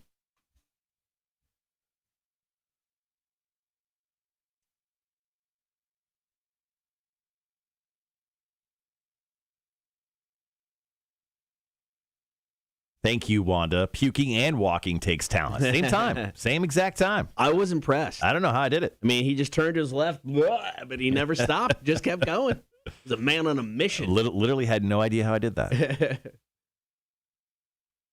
I mean, I was slightly buzzed from it, too. But, just puking all that up, I think absolutely saved me that night. That was just so dumb. Because, I mean, I don't remember because you did more. I did 3, I don't know, but I mean, it was one of them. We tried to pass it. We tried to pawn off a shot on somebody. Mm-hmm. He took offense to that. That's how more shots were bought. Oh, stupid. Yeah.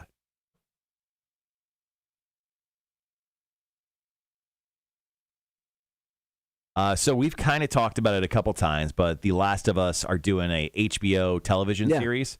Do you remember the show Fringe?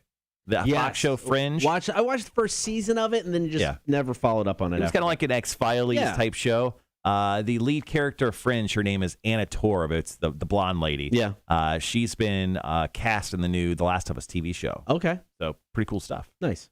Yeah, I'm looking forward to that.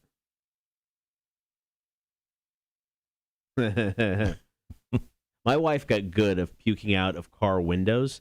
So in our younger days, my wife was always that person where it'd be like, somebody would be like, let's do one more shot. And I'd be like, Dana, no, you don't know. Dana, no. And she's like, yeah, one more shot. And then we drove home with her head out the car window and puking. I mean, that was kind of a thing. Hey, man, it happens. Yeah. Yeah, I don't know what age taking shots no longer sounds like a good idea. But I think for me, it was probably... it was probably my early 30s. Yeah. I think I learned in my 20s that taking shots is not the way to go. Yeah, I mean, it's like I'll occasionally still do shots, but yeah, it's definitely in a controlled environment. I wouldn't even say controlled environment. I'll take shots for like celebrations, but I'll try to keep it at a low amount. Yeah. Like St. Patty's Day. I mean, technically you're doing Irish car bombs. Car bombs. So you're taking shots. I throw that day out the window. It doesn't count. It gets stupid then. Yeah, every once in a while, go down the rail, do the breakfast shot. Delicious. So good.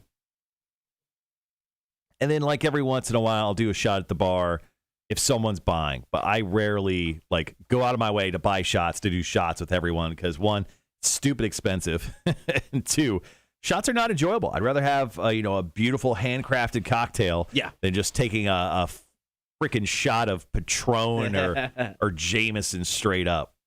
I get that.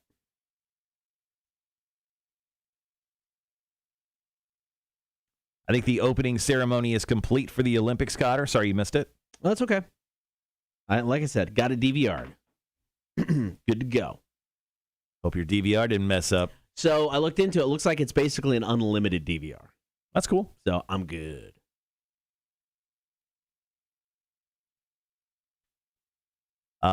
This is something that I actually I used yesterday, and I don't think it's...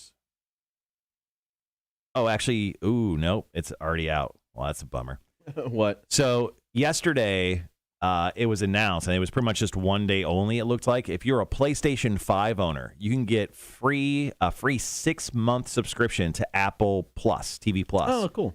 But you had to use it by yesterday, and I just kind of saw it last second and actually got it. So I have free Apple TV for the next 6 months, which that's cool. I'm slightly excited about because Ted Lasso Season 2 is going to be hitting by the end of the month. I think it hits pretty soon.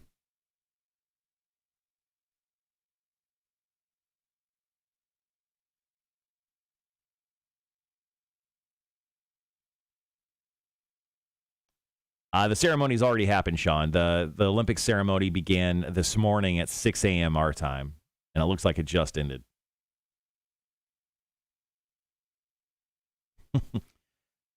Sean says, I had to do the shot at a wedding I went to. It was terrible. Yeah.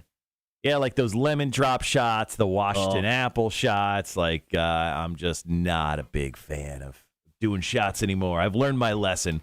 So in the 90s, like the sour pucker stuff from schnapps was a thing. Ugh. Too many sour apple pucker shots. Yep.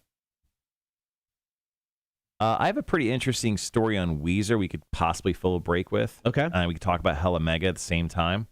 Yep. So do you want to do, what if we did the remote story here? Yep. We'll talk Hella Mega next break and do embarrassing items the last break. We can, yeah. I mean, how did you want to work it if you didn't want to do that? No, that's fine. I mean, the only other thing I said, the only other thing I think interesting would be the Punk Brian thing, but we can do the Hella Mega Tour. You did 2 Jameson straight. Oh, good for you. Oh, I did. My mother-in-law's boyfriend bought me a bottle of Jameson Black Barrel, which I don't know if I've ever tried. It's just like an aged Jameson. Oh, okay. So I have a bottle of that sitting in my house. I forgot. I just remembered I had that. Yeah, I think I have more than enough beer and whiskey in my house to let me become 100% a hermit this weekend. Nice. I'm only going to come out for the once for the remote tomorrow at the Savannah Mega Comic-Con. I get it. Morning, Red. How are you? Yeah, Weezer's doing a very Weezer-ish thing they have too much music, and it's going to hit us all in the face next year. We got about a minute 45.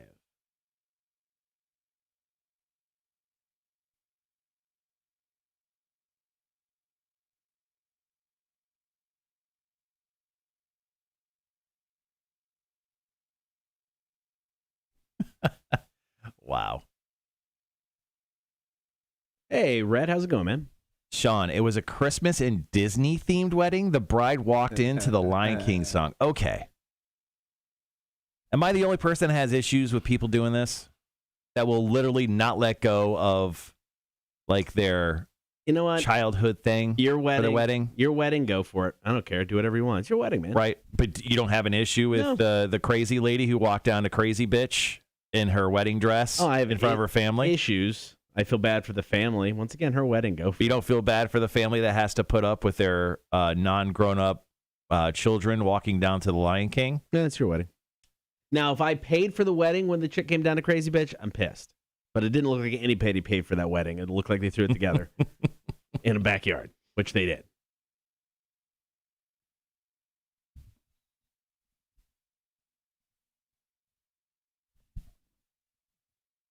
But no, I don't care. Do whatever you want. You want to have a Disney-themed wedding? Go for it. I don't care. It's not my day. Yeah. I don't know. I think that's kind of weird, honestly.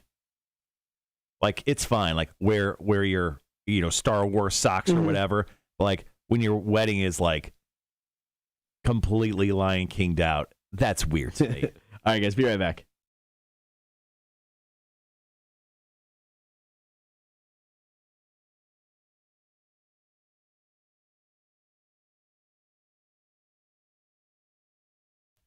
Savannah Mega Comic-Con goes on this weekend, Savannah Convention Center. You got Saturday and Sunday. On Saturday, I believe Sunday as well. Doors open up at 10 o'clock. All kinds of stuff on day one. There's a video game room, BMX Tricksters demo. There's cosplay. There's Coastal Empire Wrestling. This is a cool event. They got all sorts of stuff, and they were actually just posting a few minutes ago. I mean, they have over 100 vendors inside the Savannah Convention Center. Plus, they have tons of special guests, including the dude from the original Terminator who played Kyle Reese, Kevin Nash, Scott Steiner, Sergeant Slaughter, Arn Anderson, and loads more. Plus, the guy who played Atreyu from The Neverending Story. All going to be there this weekend at the Savannah Mega Comic-Con. Guess who else, Cotter? Special guest. Ever heard of him? Marshall from Rock 106.1? No, I haven't. They're paying me to be there. I'll be there from 11 until 1 tomorrow, broadcasting live at the Savannah Mega Comic-Con. Once again, this is not the Savannah Comic-Con. They canceled their stuff. A lot of people are, for some reason, confusing the two. Yes, they have very similar names, but this is the Savannah Mega Comic-Con, and you can visit them at savannahmegacc.com. Is this weekend, tomorrow and Sunday, and it's going to be a great time to get out of the house. All right, Weezer's got all kinds of music, and we could be getting some of it relatively soon. Details coming up next. Here's Staying and Outside. It's the Cotter and Marshall Show, Rock 106.1. Charles has a question for the Magic 8 Ball, and it would be terrible if I didn't answer it for him. So let's go ahead and figure this out. Charles asks, will the rain hold out long enough to get the grass cut this afternoon? Solid question. You may rely on it. Oh, the Magic 8 Ball says, Charles. So hopefully that is true. Cotter, do you have any questions for the Magic 8 Ball? Obviously, you're going down to Lake Dora. Yep. Obviously, down in the Orlando area with the family, a little vacay. Going to go look at a lake, stick your feet in the sand or wherever the hell you're doing. Do you have any questions in regards to your vacay, Sean? Will I be able to get some sleep on the way down to Mount Dora? So that's today. That's today. Hey, you're jumping in the car? I want to know if I'm getting some sleep. Okay, let's see. Will Cotter be getting some Z's on the way down to his vacation stop in Orlando's? Most likely. Good. Which I can confirm. You are a great sleeper. You could sleep anywhere at any point. It's a gift. They could put you on top of the vehicle, strap you down, and I think you could probably still fall asleep. Yeah, as long as I strap down, I think I could. Yeah. I'll get a few bugs in your mouth. But... All right, got about 3.5 minutes. Well, that's the great thing about the Savannah Mega Comic-Con, too, man. Everything's inside. You don't have to worry about the weather. You can go in, get your geek on, find some cool stuff. And the weather looks pretty damn great this weekend in Savannah. High of 88 tomorrow, low of 73. Sunny tomorrow, partly cloudy on Sunday, high of 88, low of 73. When it comes to the forecast, I'm not seeing any rain in the forecast in Savannah today, at least. So that's nice. Looks like we're doing pretty good. Just the humidity is just outrageous right now. 92% humidity outside. So that's fun. All right, so next break, we're going to talk about the Hella Mega Tour. Your last chance to win tickets is today. Congrats to our winners. I think Heather, Kristen, and Bruce from our first couple days of the contest. Congratulations. They got their tickets transferred to them just yesterday. That's a cool thing, too, is like you don't have to come pick up your tickets from the radio station. We literally just email them to you. That's the beauty of technology. So pretty cool stuff there. And then Weezer just announced on a Good Morning America just yesterday. They were on Good Morning America. They announced a whole bunch of music is coming our way. So this is pretty cool. I'll tell you guys about that here in 2 minutes.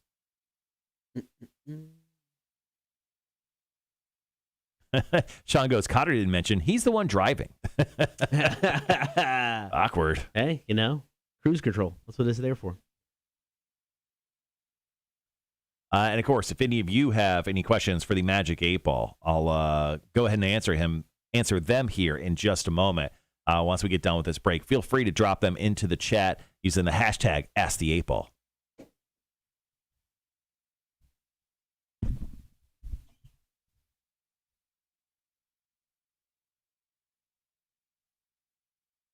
People were asking about it yesterday, but just a heads up when it comes to tickets for the Savannah Mega Comic-Con, you can buy them at the door. Tickets are $20 for Saturday, $15 for Sunday for adults. Also, when it comes to the overall weekend, if you want to go both days, it's $30 for adults. Kids 6 to 12 are $10 for the entire weekend. And then, once again, you could buy tickets at the door. And it looked like you can also buy them at SavannahMegaComicCon.com or SavannahMegaCC.com. Cool. All right, we got about 55 seconds. Wanda, I'll ask that question on the other side of this break right here. Sean says there's a heat advisory today in Minnesota, 100-plus degree temperatures. Minnesota, Jesus.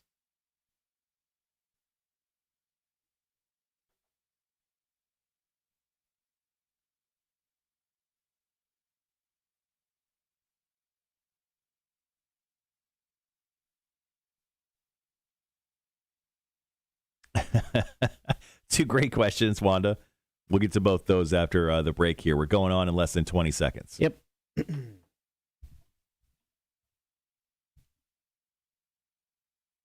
Be right back.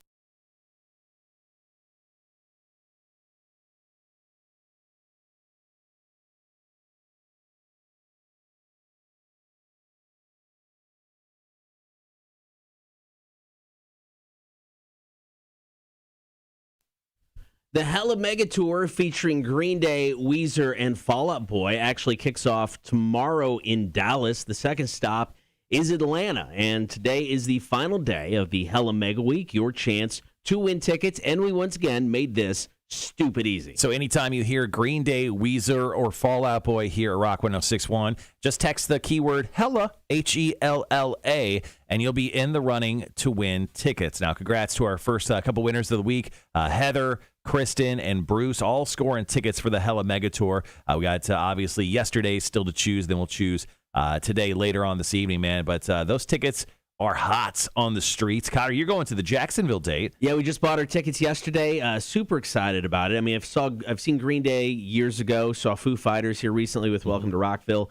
I've never seen Fall Out Boy, so, I mean, I think this is going to be a great show. Green Day, one of the best live bands you will ever see. So if you haven't seen them yet, you can still get tickets for the Jacksonville one.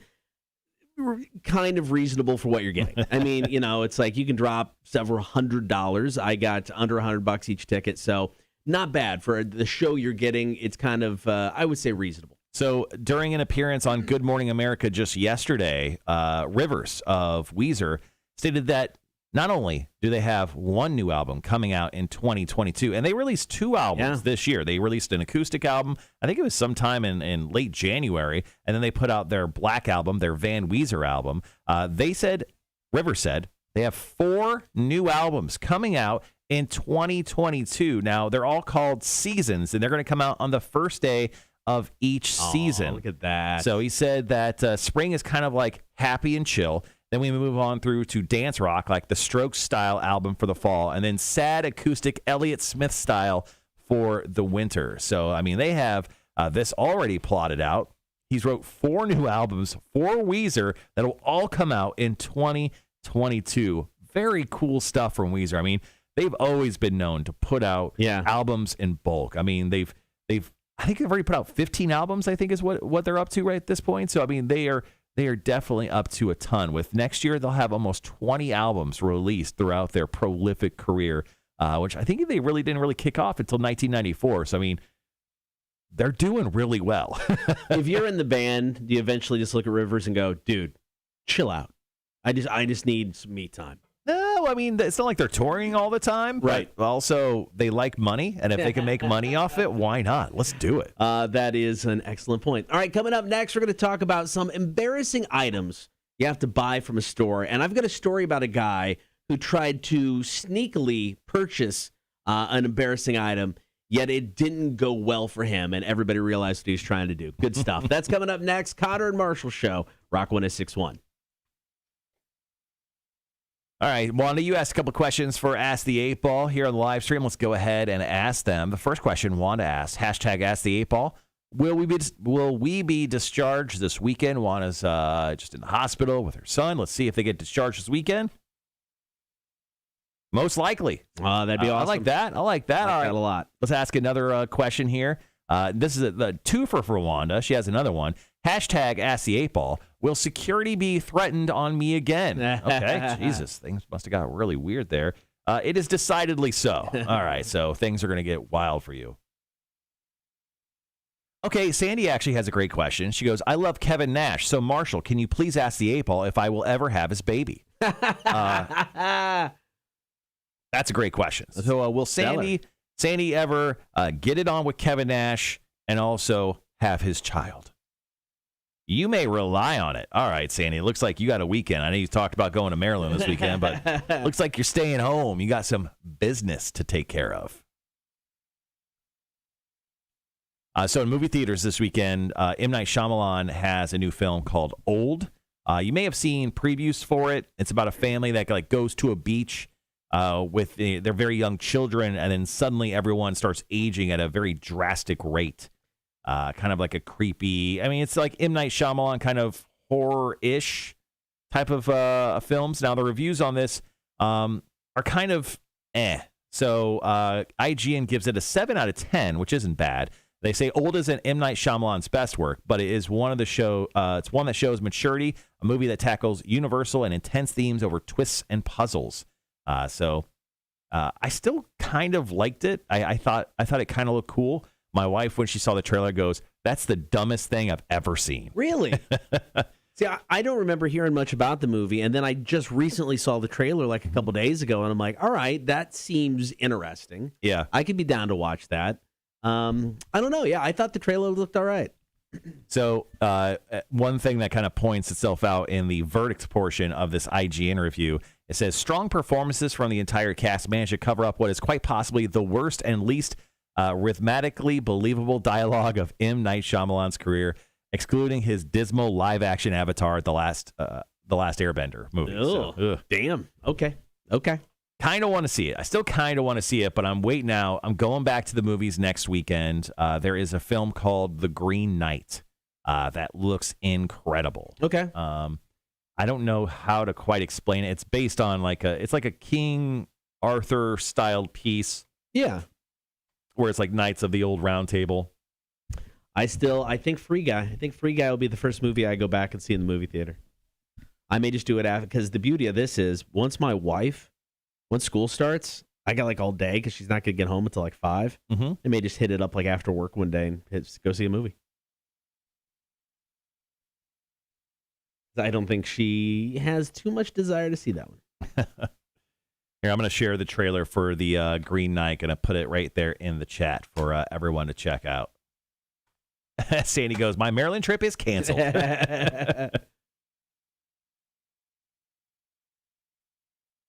Rise Against Nowhere Generation coming up out of commercials. Then we'll get to some of these embarrassing items that you need to go purchase.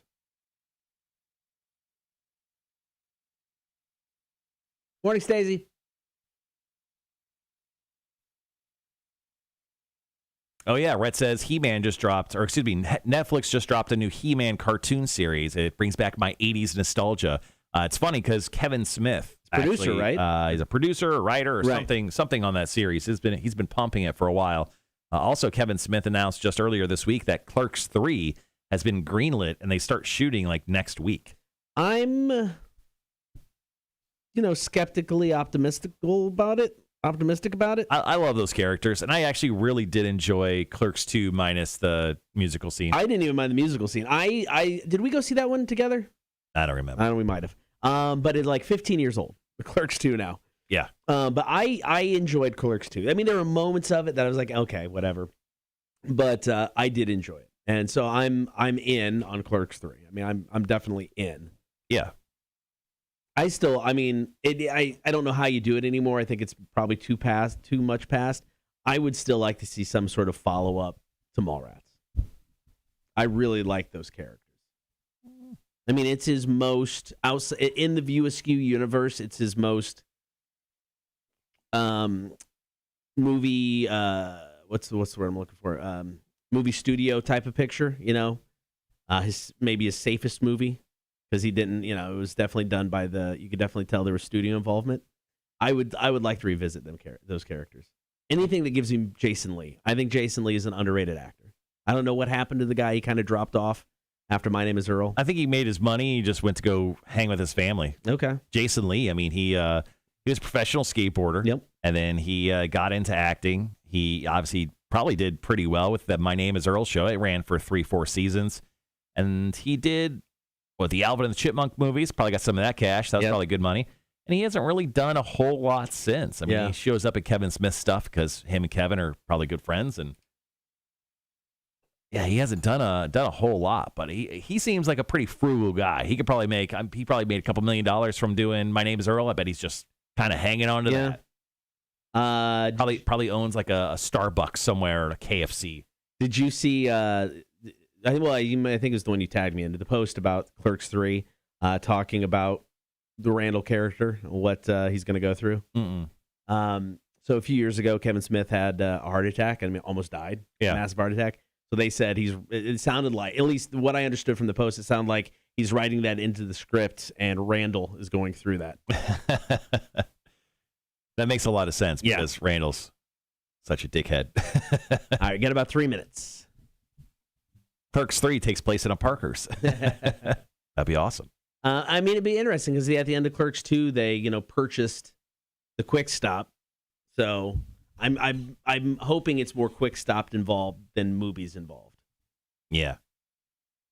Phil says, as long as Kevin Smith stops doing horror movies, LOL. Although I did enjoy Tusk, but it wasn't because it was scary. Dude, I think Red State. I wish the ending, the ending took away a little bit from it. I wish he would have followed through and had the ending actually been this apocalyptic type thing. Red State is, in my opinion, my favorite non-View Askew movie. I think Red State's fantastic. How did it end? I forgot. So there was whole, because it had to do with like a religious compound, and it's been a while since I've watched it, so I may not get it exactly right, but it had to do with, these horns were going to blare and it's the signal the end of the world and all this stuff. Yeah. And then you hear the horns and you're like, oh, shit, he's going there. And it was like a boat or something. It was kind of like, okay. But still, solid movie.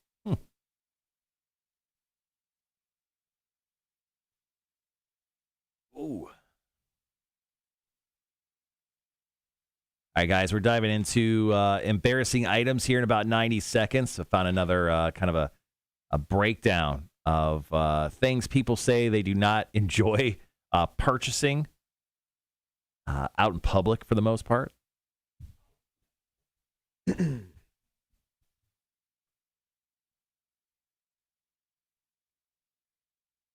In the 8 o'clock hour today, we are going to do Fire Away Friday. Got actually a couple more votes, I think, on the Facebook page, so check those out when you have a moment, Cotter. Yeah. We'll play your Fire Away Friday song. We'll talk up the drunk line for the weekend. Then we'll play Are You Smarter Than a Community College Dropout? Hook you up with the last pair of tickets that we have for Hoobstank and Living Colour. They play a show at Victory North next Monday. Also, we'll hook you up with some passes to the Tailgate Bar Crawl for the first weekend of college football on September 4th. So that'll come up in the 8 o'clock hour. Cameron Scott's a local guy here in Savannah, fitness coach at Orange Theory in Pooler. He's going to be our beer for breakfast guest. We call him Thor. We'll explain why later. All right, got about 25 seconds.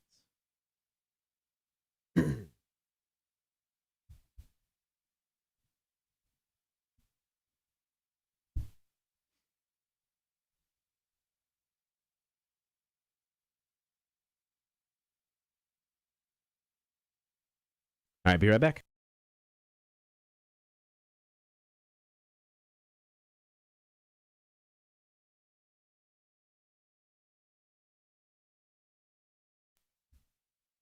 Marshall, do you get embarrassed when you go to the store and maybe have to buy any sort of weird or uncomfortable type item? I think you know the answer to that question. I'm dead inside Cotter. I'll buy anything for anyone. Especially the youth. I'll buy them beer, but don't tell anyone. I mean, back when I was younger, I think I would be embarrassed to buy things. I remember the first time I went into buy condoms, and I'm like, oh, this is embarrassing. And then after a while, I'm like, no, I'm having sex. This is awesome. I'm buying condoms, people, condoms. Yeah, I can just imagine a young Cotter walking up to that counter, throwing the condoms on the counter like you own the place, and just giving the cashier a little wink. What's up? You know what I'm doing with these. Making water balloons. So much fun. Neighbors never see it coming. 75% of people admitted to trying to hide embarrassing items among the larger purchases. 89% would rather buy some of these items online. Right. Now, it's like I'll buy my wife any sort of feminine hygiene product anymore. I don't care. It doesn't bother me. I did go in one night. I embarrassed somebody else because I rolled up to Kroger in the rock truck, and this is when we had one that was decked out with the logo and everything. Yeah. So I go inside, and I get in line behind a couple guys, and they're like, oh, we saw you coming out of the rock truck. Oh, God, go ahead and go first. Go ahead and go first. I'm like, no, guys, don't worry about it. It's no big deal. I was like, no, go ahead and go first. So I put tampons down on the thing. Look at them. They're like freeze and look at me like a deer in headlights. Right. I'm like, it's fine, guys. You know, whatever. I think it embarrassed them more than it embarrassed me. But some of these items. You just let them know they had diarrhea? Yeah. Some of these items that people don't like buying, condoms are number one. And to me, it's like if you're 16 years old going in trying to buy condoms, I get it. But I mean, if you're young adult, why are you embarrassed buying condoms? I don't know, because it's a new experience. I've purchased condoms off of Amazon before though. Really? I'll buy stuff on that, especially I could tell when I'm getting low. You just purchase oh look over yonder over in condom land. Realize you have to buy some and then just pop them into Amazon. Boom, new box shows up at the house. When I was younger, I worked at a convenience store in my hometown, and there was a guy who every Friday or Saturday night would come in to buy condoms. And every Friday and Saturday? Every Friday and Saturday. Congrats on the sex to that guy. So he would come in because we had hanging up on a wall where it was individual condoms. So instead of buying a whole pack, he'd buy 2 at a time. So, but he'd always come in and he'd be talking to you behind the counter, and he would just reach up and try to do it incognito. And it's right. like, dude, we know what you're doing by now. Come on, it's not a big deal. Well, one day he came in and he reached up to grab his condoms, trying to do it, sneakily. The whole thing fell off the wall. Yes. Condoms went everywhere. Yes. The mayor of Condom Town, that guy. The look on his face was so beat red. I'm like, come on, man. You're here every week. It's not a big deal. We pick up the condoms. Still, I'm a Playboy for free. Yeah, here you go. Take care of this. Some of the other things on this list of embarrassing items, emergency contraceptives. So I'm guessing Plan B. Yeah. Things got a little wild the night before. Morning after pill. Bed bug spray is on this list. Really? That's one to be embarrassed about? Head lice treatment. If you got kids, chances are you've bought head lice treatment. I mean, it's going to happen sooner or later when they're in school. I get some of it. Hemorrhoid cream, diarrhea relief. I could get where that could be a little embarrassing. I mean, diarrhea relief? Well, I mean, some sort of, I don't know, Pepto type stuff. Okay. I'm guessing there. What about a pregnancy test? Have you ever had to go and buy a pregnancy test? No. Mm-mm. You made her do it, right? Yeah, I mean, yeah, obviously. Yeah. I would never do that. Are you kidding me? Adult diapers. Oh, I bought those before. You know what? There's going to be at some point a future Torture Tuesday where we're probably going to have to wear adult diapers. You realize that? You know that? No, not until now. Thanks. We're gonna have to chug a bottle of laxative at 6 a.m. and then we're gonna have to wear adult diapers. Oh dear Lord, I don't want to lose that bet. I hope not at all. All right, coming up top of the 8 o'clock hour, we got the story of Harry Burley, which is Harry Burley. Some great name. Is that a code for something? This guy spent 17 days in the Oregon woods. This is one of the most messed up stories I have ever heard. Got it for you after 8 o'clock. Cotter and Marshall Show, Rock 106.1. Mayor of Condom Town. No, that one still makes me laugh. I don't remember the guy's name. His brother was Kenny. What was Kenny? His brother was Kenny because I went to high school with Kenny. His brother was a few years older. But dude, every Saturday he'd come up and it's just like, yeah, what's going on, man? Yeah, good. Yeah. And it's like he has him. Then he comes up and brings. Then did he put him in his pocket? He might have done like this sort of thing. Was he stealing them? No. He paid for him. Always paid for him. Right. But he'd come up and then it's like here and they'd be like, it's like, oh, dude, you're getting laid every weekend. Why is it? Why are you hiding it? Did he ever bring them up? Did he ever just be like, I'll be purchasing these? And it was kind of because we knew what he was doing and it was fine. But it's that one. At least he wasn't one of those guys who was like, thanks for the dong bags. But that one night, that whole thing came tumbling off the wall. Condoms went everywhere. Oh, it was funny. Also, saying dong bags is one of the most hilarious things you could say. Dong bags. Shoot. Rich Clausen. That was his name. Richie Rich. Rich Clausen. Mayor of Condom Town. Because it was Kenny Clausen I was in school with. Rich was a few years old. Hope they're not watching. I doubt it. I doubt it. Good old dong bag. Dong bag Richie. Sadie says, I need effing adult diapers watching Cotter eat hot shit. You crack me up to the point I damn near pee. You're welcome, I think. I think, maybe. Yeah, it's like... Cotter's always trying to make the ladies pee. Hey, you know what? He's into that thing. Don't judge. Pee on Cotter when you get a chance. 10 out of 10. I've done it before.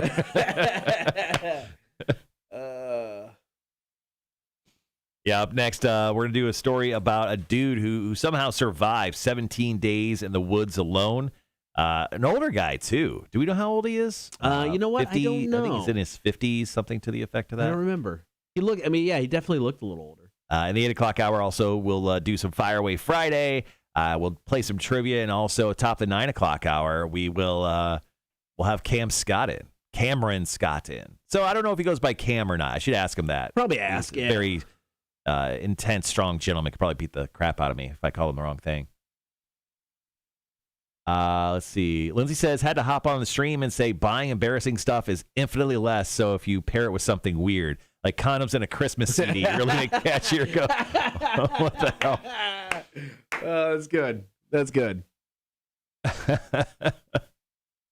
Sean says he probably would have pissed himself if he caught the guy dropping the entire condom rack on the floor. Just everywhere. Everywhere. Guy Fieri is the mayor of Flavortown. So it's true. Richie Rich is the mayor of Condom Town. Mayor of Dongbag Town. Still funny. Dongbags. Still funny. Still funny, man. Still funny. I'll probably bring that up for the rest of the show. I'm still laughing about it. So stupid. I'm sorry, guys. Dongbags this weekend? Are you fresh out of Dongbags? Well, head on over to Amazon.com. No, I didn't mean that. Shop local, guys. You're going to buy some Dongbags. Go to your local pharmacy. Make sure those dollars are staying in Savannah. Dongbag dollars. Oh, man, yeah. Yeah, so this weekend, I'm looking forward to kind of just chilling out and staying at the house, not doing a whole lot. Plan on ordering a lot of food in and going to get food. Plan on watching Fear Street Part 3. So R.L. Stine growing up, R.L. Stine was a big thing when I was growing up because he released those like children, young adult horror books. Goosebumps. And there was like 1,000 of them, right? So Fear Street is based on that. And they made a 3-part movie. Like Netflix went all in, made a 3-part movie. Kind of gory. Yeah. But kind of young adultish when it comes to some of the, theory and motive behind everything. a little bit silly. But the movies are actually pretty decent. The first one was just okay. The second one was better. I won't say it was great, but it was better. So I'll be watching the third film, Fear Street 1666. Pretty much shows the origin of the evil. Don't forget, we've got the assignment of watching Space Jam 2. Yeah, we all have to watch Space Jam. Then we'll give a little report when Cotter gets back from vacation. Just a heads up, Cotter is going to be off Monday and Tuesday, so we'll be playing a best-of show. We will not be having a live stream those days. The great news is I've spent like the last 2 days updating and reorganizing our entire YouTube page. So our entire YouTube page is entirely new. You can find our new segment, Mount Rushmores, on there. We've done 2 so far. You could watch both our Mount Rushmores. The 20th anniversary show, interviews, updates, has its own playlist now. And then our daily show, our daily live stream, you can find all of that, all the latest Chicks on Dudes, all the latest Beer for Breakfast, all on our YouTube page. So if you have not yet, I plead with you, go to our YouTube page, follow us, subscribe, and then also turn on your notifications because we do put up new videos once a week or so. Charles, I will not be watching Space Jam 2. Just read like the cliff notes of it, then, Charles. read the story synopsis so you can talk fluently on the Space Jam 2, please. Because I will not be making Charles do anything. Technically, Charles will do anything you want for money. I made Charles come to my house and build a fence like a big old bitch, but I just had to pay him money.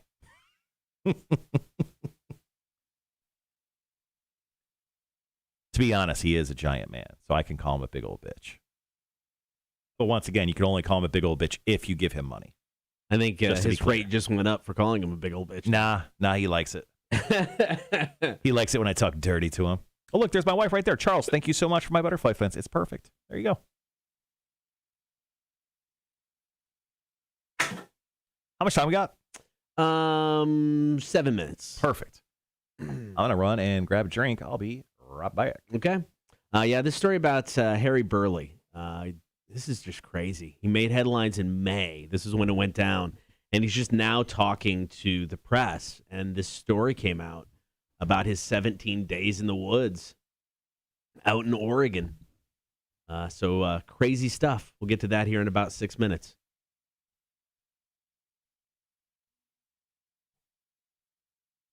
Fire Away Friday. You can still vote. This weekend is another 20th anniversary weekend, 2015. Nathaniel Rateliff, son of a bitch. Shine Down, Cut the Cord. Zach Brown, Chris Cornell, Heavy is the Head. That Chris Cornell, Zach Brown song is awesome. I love that song, Heavy is the Head. And then this weekend, starting today, 5 o'clock, 2 songs, top of each hour from 2015. 2016, obviously, going in order. That's coming up next. However, we will wrap up our 20th anniversary weekend's Labor Day weekend with the top 1,000 songs ever played on Rock 106.1. Coming up starting in August, going to let you guys not even vote. I guess vote. You guys get give us what your top 3 to 5 songs would be that Rock 106.1's ever played, so we can help put this list of 1,000 songs together. It's a lot of fun. I like putting this stuff together because I'm a nerd like that, but it is a lot of work, so any input is always welcome.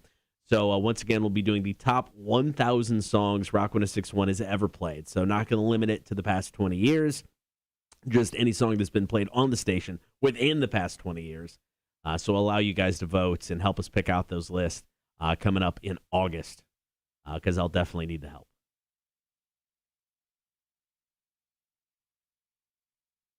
All right, Rhett, Zach Brown, Chris Cornell. That tune is Running Away With It. It has more votes than Nathaniel Rateliff and Shinedown combined.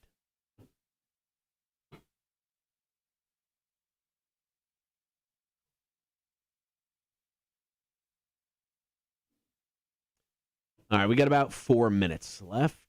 4 minutes, give or take.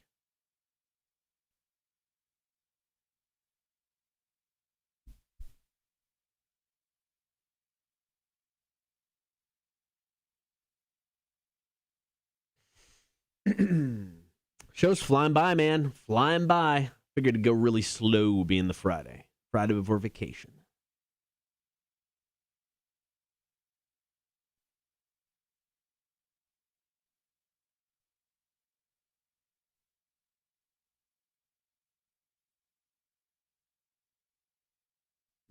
Mm.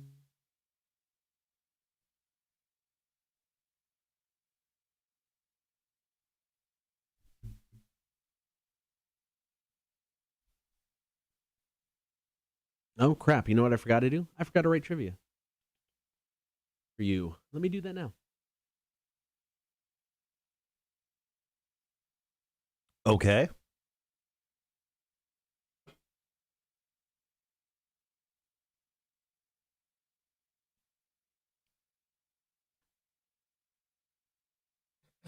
Excuse me. Sorry, I had to run out and grab a drink and a little snack here. Jeremy, that's a great question. Cotter, where is Jeremy's Stain tickets? Remember that Stain and Corn show? I haven't heard back. Did you ever follow up with those fellows? No, I forgot to do that. I'll do it before I leave. But yeah, he never got back to me. Once again, it wasn't. This record label only deals with them during album cycles, and they have nothing right now. So he really didn't have. Usually, it's like they have access to a bunch of stuff. Right. So he's like, "I'll pass it along." Was what the original answer was. I'll pass it along. I mean, he didn't have anything just in his that he could just give me.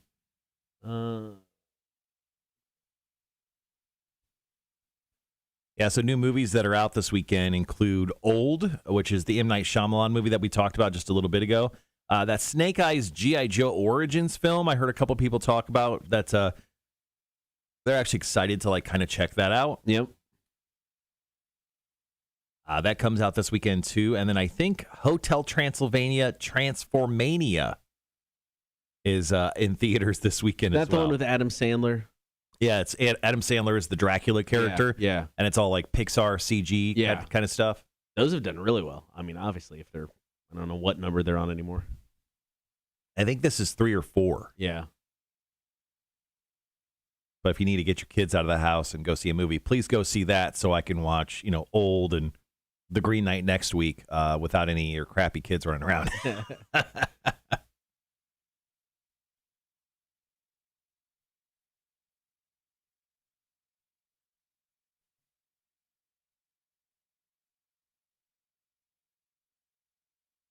If you love the video games, there is a survival horror game that's been out for years. I think it first came out for PlayStation 3 called Dead Space. And EA just announced yesterday that they are remaking that. And that was big news. Okay.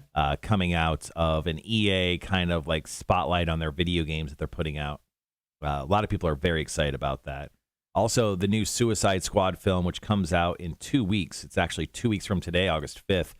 That film, excuse me once again, that film will be streaming on HBO Max, so you'll be able to watch it at home if you have HBO Max. If not, you can go watch it in theaters. But there's actually some really cool movies. I mean, once we get in the second half of this year, there's so much stuff that's coming out with the new James Bond movie that's coming out. There's actually a Matt Damon film called Stillwater that's getting a lot of great reviews. Free Guy. Yeah. There's the Candyman kind of reboot or remake. That looks incredible. And then there's that new Marvel film, Shang-Chi and the Legend of the Ten Rings. That comes out in September. So over the next 2 or 3 months, we have tons and tons of great movies and video games and all sorts of fun stuff that's coming out. All right, we got about 25 seconds. Phil says, oh, shit, I love Dead Space. Yeah, they're apparently remaking it. It's going to be on the PS5. It's going to be on next-gen systems only. All right, guys, be right back.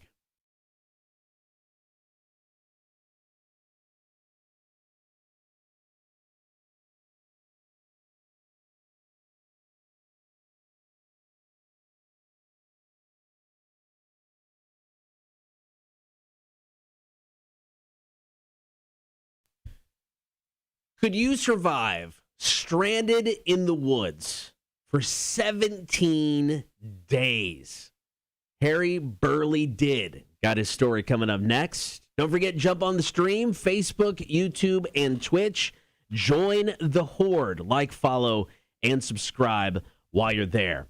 Now, Harry Burley, this dude made national headlines back in May when he went missing for 17 days in the Oregon woods before being rescued. And he's just now sitting down with reporters and really telling his story and what happened. I mean, it started innocent enough. Dude went out just looking to do some fishing. It was a solo trip, planned on being in and out before anybody even noticed he was gone. Right. So he went out, and he didn't take any supplies with him because he's like, I'll be back in a couple hours, guys. Don't worry about it. So all he had with him was a small fillet knife, pen, chapstick, and some fishing line. But unfortunately, the things just went from bad to worse pretty quickly. It started to get dark. It kind of got lost. And once it got dark, he had no cell service, and he realized, I'm stuck in the wood for the night. Yes. So just going to sleep here. So he actually found like some sort of log to kind of sleep on overnight, and then he woke up and it was snowing on him. I mean, he was in Oregon. Yeah. So, and this was in May. So like he's probably freezing at this point. Yep. He's not sleeping on the cold ground, but he is sleeping like on a log. It started to snow on him. He wakes up the next morning, and then he tries to scale down like this rock face because the dude's lost. He has no idea where he's at. He's just trying to find civilization at this point. Well, he tripped kind of scaling down this rock, and he smashes his head, messes his shoulder up. I mean, this dude is not in great shape. Probably had a concussion. And this was day 2 of 17 that he was out in the wild. On day 5, he said he heard a plane overhead. And he said that made him feel good because he thought people were out actually looking for him. Right. He decides, got to get to some higher ground. He does have a magnifying glass. And with that, he is able to start a fire, but he can't get enough smoke going for anybody to see him. So then he starts just leaving markers as he goes, just trying to get to higher ground so he can do some sort of signal fire to get people to notice. That's when, because he needs water. Human body goes about 3 days. This dude went full Bear Grylls. Hey, started drinking his own pee. Oh. He can start hydrating. I mean, I guess you got to do what you got to do. Well, he didn't have like a cup either. So he must have been like, I don't know, peeing in his hands, gulping it. Gulp. I didn't think of that. He does have a cup. Yeah, it's not like nature has any cup, like solo cups just on trees or anything hanging around. I mean, I guess he was just peeing in his hand. Yeah, like pinching it off and then kind of just throwing it in his mouth, man. As he kept trying to get to higher ground, he ended up twisting his ankle. He stabbed his other foot on a branch. Right. I mean, at this point in time, how do you keep going? Well, it's not the best situation, but I don't think you'd give up at this point. Now, he said that he actually ate scorpions, millipedes, and snails and washed it all down with dirty tree water to kind of stay alive. He wound up being rescued once again after 17 days out in the wild. They found him, I think, via helicopter. And they kind of just pulled him right out of there. Now, he spent 12 days in the ICU and then another 3 days in the regular portion of the hospital. Now, apparently, doctors are still worried about his feet and his gallbladder. Do you need the gallbladder? Is that the one you don't need? My wife got it removed. Yeah. Yeah, you can get that removed. Just get that torn out of there if they're worried about it. You don't want to lose your feet, though. No, yeah, pretty excited about my feet. Like, I kind of need those, but yeah, gallbladder, just get those out of there. But yeah, I hope he makes a full recovery because his story is really interesting. Now, is it a movie? Because we always talk about these stories like, does he sell a story become? I don't think so. You don't think so? No. Oh, dude, I disagree. I think this is like a Netflix TV series. Well, okay, maybe. But it could be. I see it as a smaller budget, independent type film. I mean, it's just I can picture it now. It's just going through each day of what he did. It maybe starts with him, telling the story, and then you just get the flashbacks as he's reliving everything. And being a movie or TV show, they'll amp up some of it. Right. Know? He'll be terrorized by a bear, a rabid bear. Ooh, Bigfoot. Bigfoot. Right. We talked about Bigfoot earlier this week. If you combine this with the Bigfoot story. Yeah, artistic license. Let's do that. Dude, if I was selling my life story, if it was interesting enough to make some money on it, do whatever you want. I don't care. It doesn't bother me at this point in time. All right, coming up next, we're going to talk Fire Away Friday. It is your chance to pick a tune that we're going to play here in just a bit. It is the Cotter and Marshall Show. We got brand new Volbeat. Wait a Minute, My Girl, on Rock 106.1. Is it weird that I thought really intensely about how that guy drank his own pee? No, but because I didn't. But it's an excellent question because there's no cups. He had to have just been peeing in his hand. Yeah, when I was reading that story, I'm like, all right. So first of all, if you're out there and you're really worried about it, you don't want to waste your pee, right? No, you can't. He was probably like peeing, pinching it off, and then going, all right, let's get a little bit more. Let's top her off. I mean, knowing the fact that you're going to need water, you can't go without water for like more than 3 days. Mm-hmm. I mean, how long do you wait before you start drinking your pee? I mean, do you wait the 3 days and you're like, I'm going to have to do this eventually, or do you just do it right away and just accept it? Well, the thing is, I don't think it's. I mean, did you know that you can only last 3 days without water? Like, it was in the story. But I don't know. I'm saying, I wouldn't know that. I know you need water before you need food. Right. I mean, water. So I would at least know enough that eventually I'm going to have to start drinking something. And also, if it snowed, wouldn't you think he would just drink the snow water? Maybe it only snowed that one day. I don't know. Yeah. But that's a good call. I mean, you drink the snow water. I don't know, man. I give myself 30 minutes and I'm dead. Now, earlier in today's show, we did a story about Bobby Bowden and about how he has terminal cancer. Yeah. Bobby was like, all right, I've come to terms with this. And Cotter was like, I couldn't come to terms. I couldn't come to terms with that. But if you put Cotter alone in a forest, he's like, I'm dead, guys. Bye. I'm totally not saying, fine with it. I'm not saying no. Not saying I'm fine with it. I would struggle with, but I mean, I know I would not have made it 17 days. There's no way I would have made it 17 days.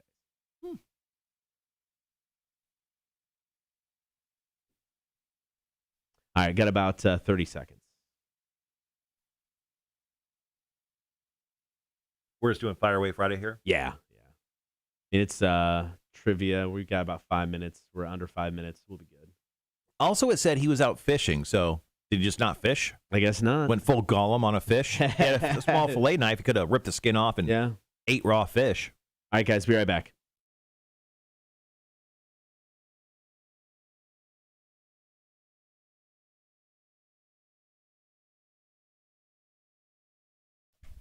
It is Fire Away Friday on Rock 106.1. This weekend is another 20th anniversary weekend, cruising through the years. 2015 is the year we're going to be highlighting this weekend, starting today at 5, top of every hour. So your 3 songs choices today are from 2015.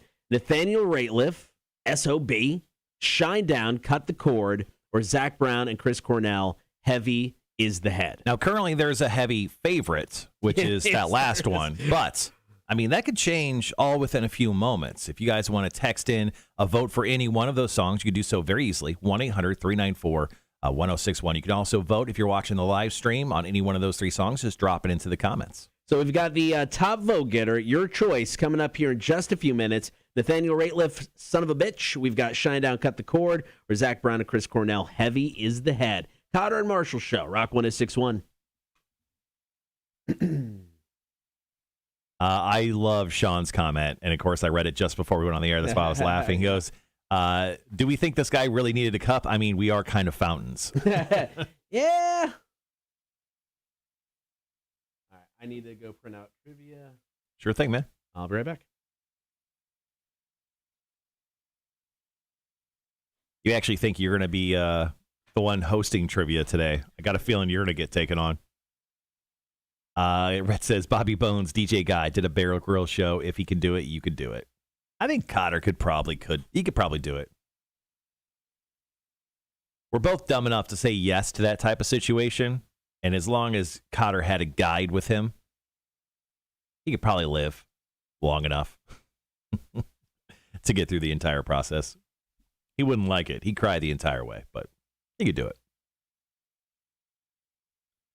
Later on in the show, we're going to do some Marshall's Music News. I've got the latest update on the Rolling Stones.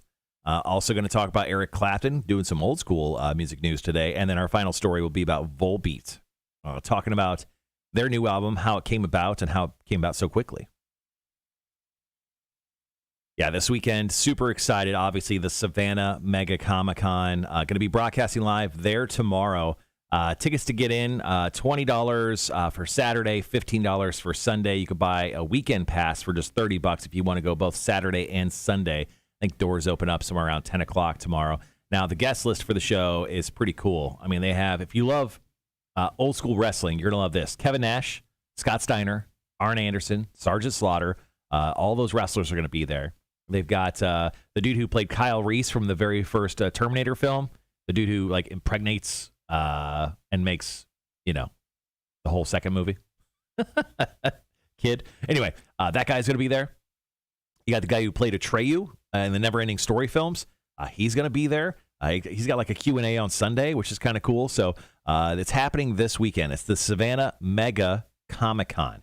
Now, there is another Comic-Con in town just called the Savannah Comic-Con. People hit me up. They're like, hey, you said you're going to be at the Savannah Comic-Con, but it's canceled. Not the same thing. So there is a Savannah Comic-Con. They do that in April. They canceled theirs this year. Like we talked about, pussies. But the Savannah Mega Comic-Con, it's happening this weekend. It is happening. They have over 100 vendors on the inside of this thing. Tons of stuff to see. So it's going to be at the Savannah Convention Center. So you're going to be able to drive over to Hutchinson Island and go check this out tomorrow and Sunday.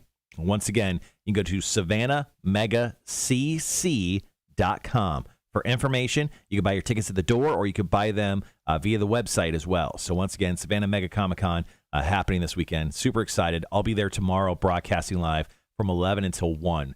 So if you guys are looking to get out of the house and do something this weekend, I know the weather's going to be incredible.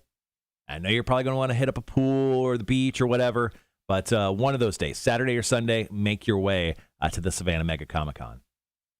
Plus, I'll put up a gallery of pictures so you guys can get like an idea of what's going to be there this weekend. So make sure to check out the Rock 106.1 and Cotter and Marshall Show pages over the weekend, and I'll definitely put up like a photo gallery of some of the cool stuff that I see there on Saturday morning. All right. Excuse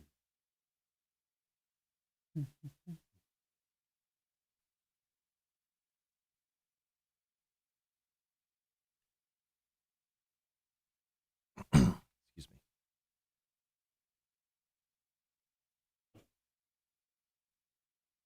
Our guest this morning for Beer for Breakfast will be Cameron Scott of Orange Theory Fitness. He is very, very fit and could probably beat us both up. But he's a great guy, loves beer. Definitely wanted to get someone from the Savannah area in. So Cam's coming to hang with us here at top of the 9 o'clock hour. So he'll be here very shortly. And then we'll get you into your weekend. Great weekend weather-wise, it looks like. Doesn't look like we're going to have a whole ton of rain, but, Savannah, so you never know. But it does look weather-wise like it's going to be a great weekend to just get out and enjoy the weather and nature. Maybe don't enjoy nature like that last story we did with the dude that got lost in. Don't do that. You can't. Well, the thing is, there's not a lot of hiking to be done here in the Savannah area. There's a trail that's right across from 9 Line that I've went and walked before, but it's not much of a trail. Okay. It's just like some really, really terribly kept trails in like a huge forest area that the city of Savannah has like claimed. I forget what it's called, Blue Diamond or something, or Blue Point. But if you guys know where 9 Line is on the 204, like right across from it, there's like this very tiny little outlet that you can drive and park, and then you can actually go hiking back there. So my wife and I did that. It was kind of cool.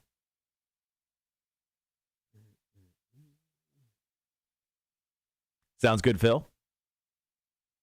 Phil and Kelly are coming to the Comic-Con tomorrow. Oh, nice. Yeah, it's a good time. They honestly do. Has done a really good job building this thing. So you guys will have fun.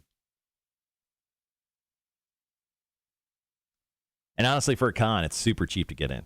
He doesn't charge much at all. And with over 100 vendors, I mean, they're going to have a ton of stuff there. Yeah. I think that's even more than the last one he did back in 19. Yeah. And yeah, 19 was good, man. They had a lot of stuff going on. And he's just continually grown the thing every year, which is really cool to see. And people come out and support. Oh, I keep forgetting. Sam Jones. Flash Gordon's going to be there. Yeah, that's cool. Arne Anderson, Sergeant Slaughter, Scott Steiner.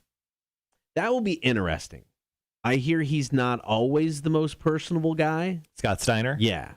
I mean, I'm guessing he's done enough of these and he's not going to be a douche. Why do that? Right. I don't know. I hear he can be a little grumpy. Cosplayers, they have Mercedes Lewis, Karen Whitfield, Jamie Katonic, your fans.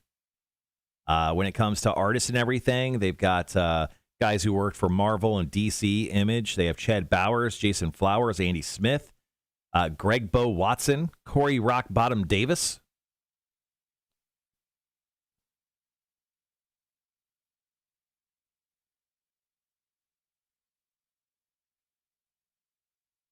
I got about 2.5 minutes. Molly Mayhem's going to be there. The creepy guy that's just called the Camp Killer, who's essentially just doing Jason cosplay, who shows up everywhere. Okay. Nice.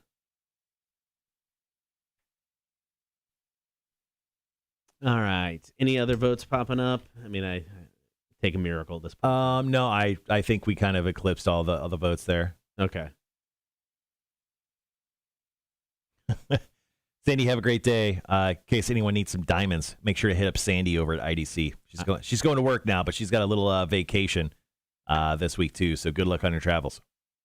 Have fun, Sandy. We'll talk to you next week. And just a heads up as we jump into our next break, we're playing our Fire Away Friday choice of the day. We'll also hit on the drunk line. Cotter and I will both be off on Monday and Tuesday this week. We'll be playing a best of on the air, and then there will not be a live stream. Just continuing on with our July vacation period. Yeah. We're really good at taking vacations in July. I don't know if you noticed or not. All of the vacation.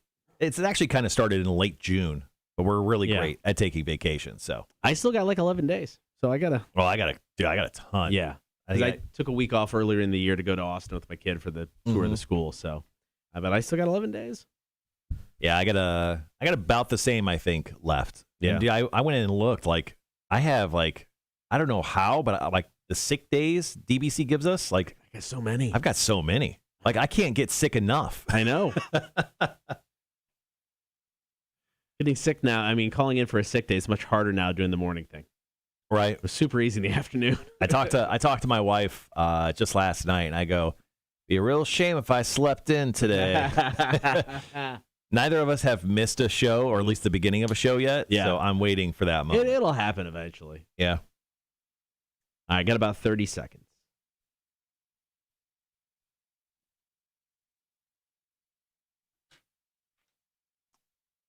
You gonna take 2 weeks off at once? Oh, it's like a Christmas miracle. Abby, like, what do you do with yourself? I have no idea. All right, be right back.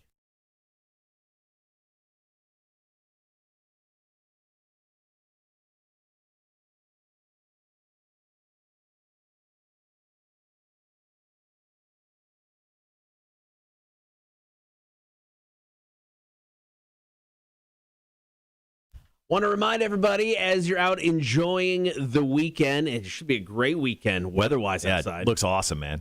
Be sure to dial us up on the drunk line. Number's really simple, 800-394-1061. You can call us anytime. Leave us a voicemail. If it's good, may play it back.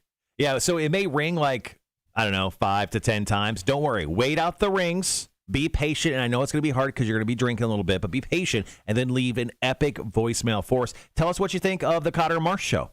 Tell us what you think of the weather. Tell us about like an invention you've been thinking about, or tell us what you think, I don't know, something. just literally tell us anything. We just want good drunk stories. Doesn't matter what it is. So hit us up on the drunk line this weekend or anytime throughout the week, 800-394-1061. All right, this weekend on Rock 1061 is another 20th anniversary weekend up to 2015. So today for Fire Away Friday, giving you choices of 3 songs from that year. Nathaniel Rateliff, S.O.B. I love Nathaniel Rateliff. His other stuff besides this song, really, really good. But this is was like his first hit kind of into the mainstream. Right. Shine Down, always cranking out new music. Cut the Cord. I remember that one. Solid tune. But the winner today, and it wasn't even close. We've got Zach Brown, of course, the Zach Brown Band, teaming up with Chris Cornell, doing some rock stuff on Heavy Is the Head. This truly is a great song. This was a jam. I remember us playing it. Usually, like, songs will, like, peak, and they'll kind of fade away. That song just never went away. Yeah. I mean, it lasted for, like, a year and a half. It's good stuff for Fire Away Friday. Let's do it. Zach Brown, Chris Cornell, it's Heavy Is the Head. Cotter Marshall Show, Rock 1061. All right. Coming up next, we got trivia. Are you smarter than a community college dropout? Trivia. Need one of you take on one of us. I cannot guarantee the difficulty level on this game, considering I threw it together in about 2 minutes. Cool. Yeah. Let's see. Looking at my questions for today's game, I will say Mine is on a scale of 1 to 10, mine is a 5.5 difficult. Okay. I would say it's fairly doable. Looks like Wanda may be murdering someone at the hospital. The great news, though, Wanda, is for you, you're at the hospital already, so maybe that person will live. Sorry to hear that, Wanda. That sucks.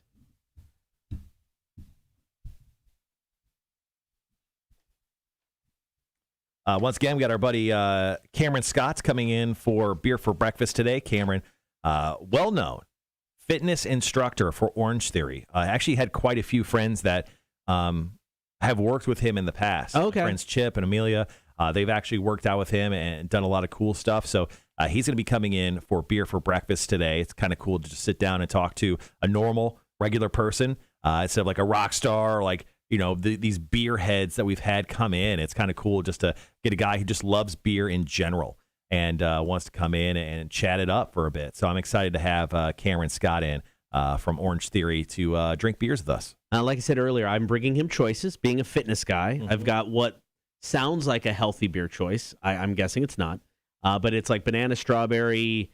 I think there's some sort of seeds in it that are healthy. It's a Aki Bowl. Okay. It's sour. Or I've got a stout from Two Tides, and it's one of their cheesecake stouts, but it's like it's got corn dog in the name. So I went healthy sounding and completely unhealthy sounding. I have a Mexican styled stout. Okay. That has like the chocolate and like the hot peppers in it. So that'll be my beer choice for us to try. So okay.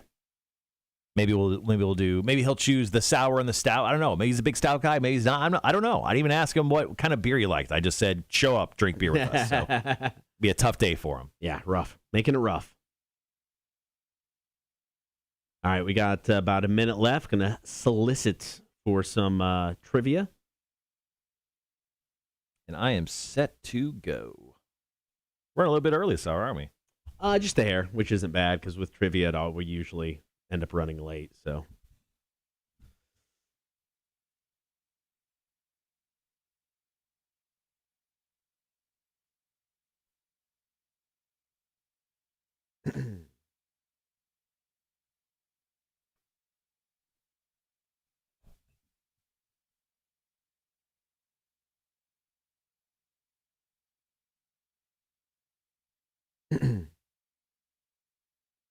I think it's this building that is giving us this allergy problem. Yeah, I think could be. Yeah. I think we need to call someone in to clean out our vents because it's ridiculous. All right, guys, we'll be right back.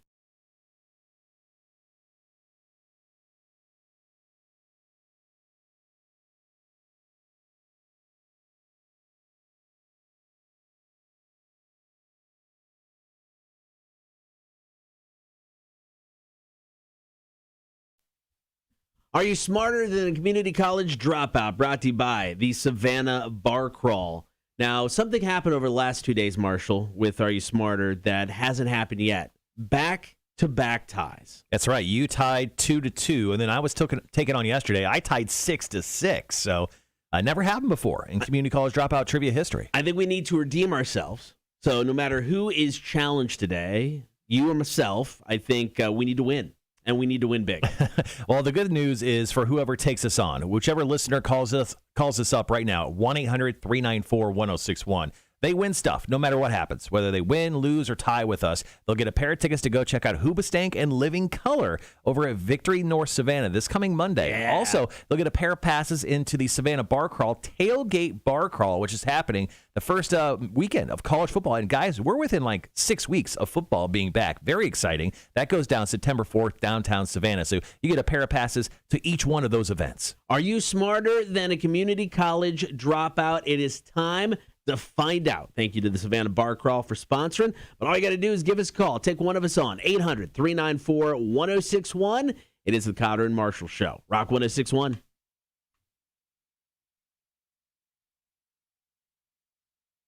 And it sounds like people should start texting in because I think that was Green Day. It's the promo. Yeah, I'll text it anyway. We may have some coming up before the end of the hour. You almost had a landslide victory Victory, Noah would have stayed on the line. Oh, God, yeah. Yeah, no kidding. Nothing was happening from his side of things, I don't think. No offense to Noah. Maybe Noah will call. No, I'm guessing not. Here we go.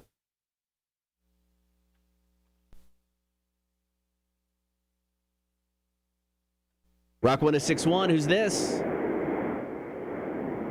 Hello? Hello, Rock 1061, who's this? This is Zach. Zach, you want to play some trivia? Yes, sir. All right, who do you want to take on, myself, Cotter, or Marshall?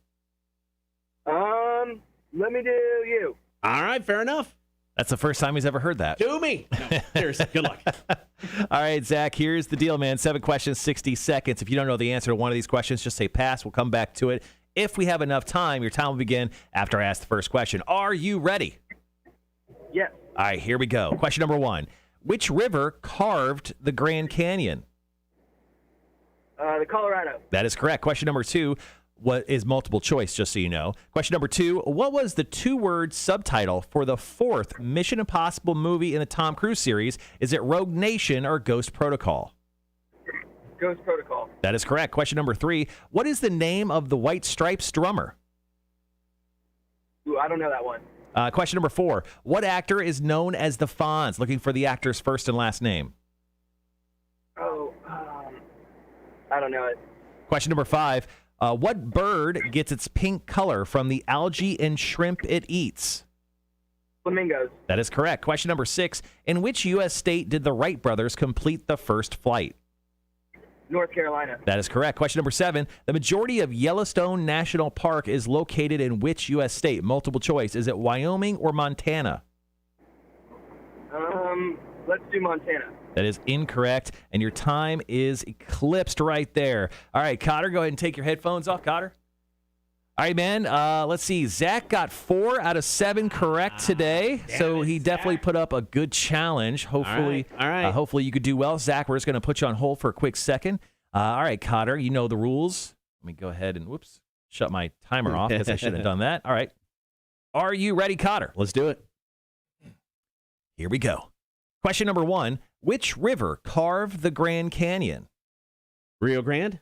Incorrect. Question number 2, what was the 2-word subtitle for the 4th Mission Impossible movie? Now, this is multiple choice. Is it Rogue Nation or Ghost Protocol? Oh, Ghost Protocol. That is correct. Question number 3, what is the name of the White Stripes drummer? Meg White. That is correct. Question number 4, what actor is known as the Fonz? Henry Winkler. That is correct. Question number 5, what bird gets its pink color from the algae and shrimp it eats? Flamingo. That is also correct. Question number 6, in which U.S. state did the Wright brothers complete the first flight?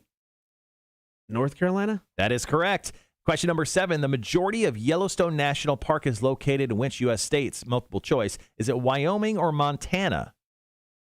Montana? That is incorrect. Oh. Cotter, you do take the win today, 5-4. Oh, Zach, I eked it out, man. Good effort put forth, and you're going to score some great stuff, man. What? Zach, you unfortunately lost today, but the good news is you still won a bunch of awesome stuff from us. So what's going to happen is we're going to call you after the show today, get your information, and get you set up with it. All right, thank you so much. All right, thanks, Zach. Thanks, Zach. See you, man.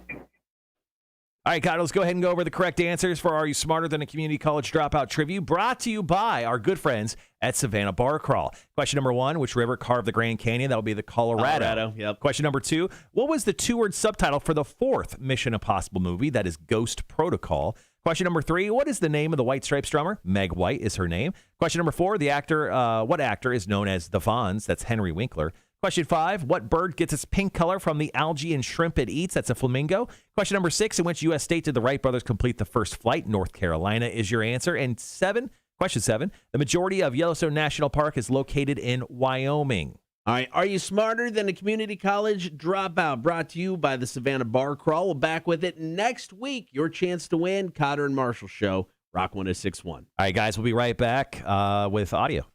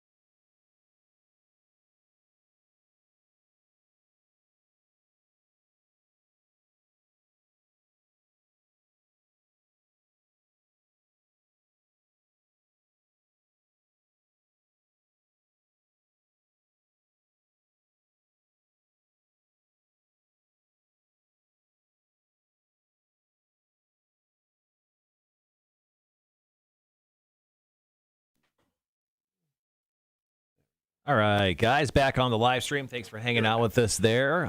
Cotter was just editing up the audio. Obviously, you heard for Are You Smarter Than a Community College Dropout Trivia. Here, we'll switch to this camera angle so there's not an empty chair there. So Cotter was just editing up the audio you heard for Are You Smarter Than a Community College Dropout Trivia that obviously you guys hear first and live. So now we are going to be playing that back here in just a few moments. We're about 20-ish minutes away from Beer for Breakfast, one of the most exciting parts of our week. Very exciting stuff.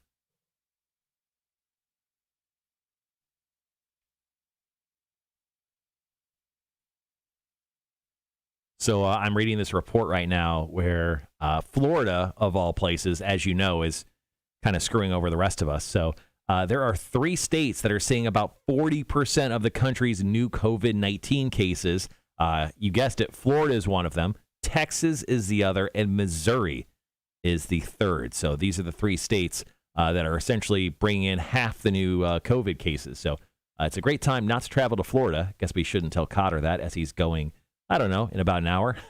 As soon as the show's over with, he's going on vacation down to Lake Dora. So good luck to him. We have a rule on the show, the Cotter and Marshall show. Don't bring COVID to work. So hopefully he follows that rule this weekend. It sounds like he's just going to be hanging out in nature all weekend, so I think we may be fine. Rhett, to answer your question, no, Zach is not the same as Noah. I feel like Zach did a lot better than Noah probably would have yesterday. But I still would love to take on Noah in Are You Smarter Than a Community College Dropout Trivia. So Noah, if you're on the live stream, I apologize, but also call us up sometime. Yeah, when it comes to football, Chris, if you're still on the chat, man, very excited about football making its way back. Technically, the end of next week is when training camp starts for NFL teams. That's when all the big news starts coming through, usually when people are getting injured. Plus, we have preseason games coming up here. I think the first one is generally the first Friday of August. So I think we're looking at possibly 2 weeks from today, August 6th, as the very first preseason football game. Actually, let me check that out.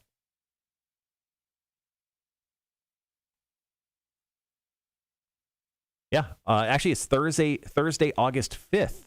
Our first preseason game of the year will be Cowboys at Cowboys at Steelers. Big Ben of the Steelers lost a bunch of weight, so he lost like 30 pounds. He looks like a very svelte quarterback now, instead of the very chonky quarterback we've seen for the past decade. But yeah, super excited for football to be making its way back. Cowboys-Steelers being the very first preseason game of the season. That's Thursday, August 5th. I'm not going to lie, I probably will watch at least half the game just because I'm so excited about football being back in general. Now, the Bears play the Steelers this year, correct? I don't. Well, because I thought Cam, who was the manager of Tap House, invited you down for a game between the two teams. I think that may be right. I don't quite remember, but sure. Yeah, let's say yeah. Now that he is not employed there, he still plans on watching games there. That could get incredibly out of hand with Cam not working that night and just there to watch the game and drink. Oh, let me check out the schedule real quick. Yeah, it looks like we do play them. We play the Ravens on the 21st. Yep, we play. Oh, look at that. We play the Steelers on my birthday. Oh, shoot. I believe that's Monday Night Football, too. Yep. Monday Night Football, Bears at Steelers on November 8th. That should be fun. Yeah, just excited in general to have football back. Yep, I get that. Just I've been slowly updating my my personal fantasy football league, getting everybody in. There's 2 people that don't know it yet, but I'm kicking them out of my league. Whoops. Sorry, fellas. Yeah. Hey, sometimes if you don't do well in my league and you kind of just sit there and kind of shit the bed, season after season, you may just find yourself not in the league anymore. But I do appreciate your money. So we talked about it at the beginning of the show, Cotter, but DeAndre Hopkins actually tweeted out after the NFL said that if you get COVID during the season, which causes your team not being able to play, you may have to forfeit a game, which obviously would hurt your playoff standing. DeAndre Hopkins tweeted, "Never thought I would say this, but being put in a position to hurt my team because I don't want to partake in the vaccine is making me question my future in the NFL." Yeah. Trust me, the money's going to keep him there because he makes like almost $20 million a season. And he loves playing football. So you're not going to do that just because of a vaccine? Right. I highly doubt it. Yeah. You know, because, I mean, we can all stand on our principle hill. Oh, these are my morals. But you know what actually gets us motivated? Money. Yeah, that is true. You know what's awesome? Money. A Lamborghini boat. Conor McGregor proved that. Yeah. So you know what's awesome? You know how you get that Lamborghini boat? Money. He'll be playing. He'll get the vaccine. Okay. Plus, I think his other teammates will probably shame him into it. Yeah, that's the tough part right there. I mean, you know, you got a bunch of people that obviously look, you know, expect you to be there, you know, rely on you to be there. Yeah. So, yeah, that'd be tough.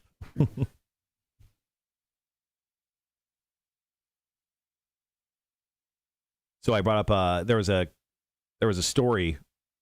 3 states are seeing about 40% of the country's new COVID-19 cases. Right. Those states are Florida, Texas, and Missouri. So I said that we have a show rule here that you don't bring COVID into the studio. So I expect you to live by that rule. I think that's fair. Yeah, this this coming week after being down in the Florida. But I think you're spending most of your time in nature, so I don't think you'll be messing with too many people. No, I mean we're gonna go and rent, you know, kayaks, jet ski kind of stuff. We're gonna hit up a store when we first get there to get some food. We'll may go out to dinner on Saturday. There is a what is it? It's like I don't know what the decor looks like. Decor? You're fancy son of a bitch nowadays. It's like a horror themed coffee shop. That's interesting. If I can find it again.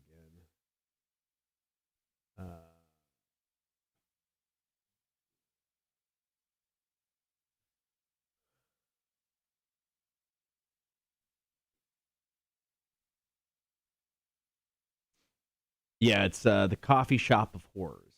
It's a little on the nose, but sure. Yeah, I know. Like I said, I don't know if it's decorated. I don't know. Let's see.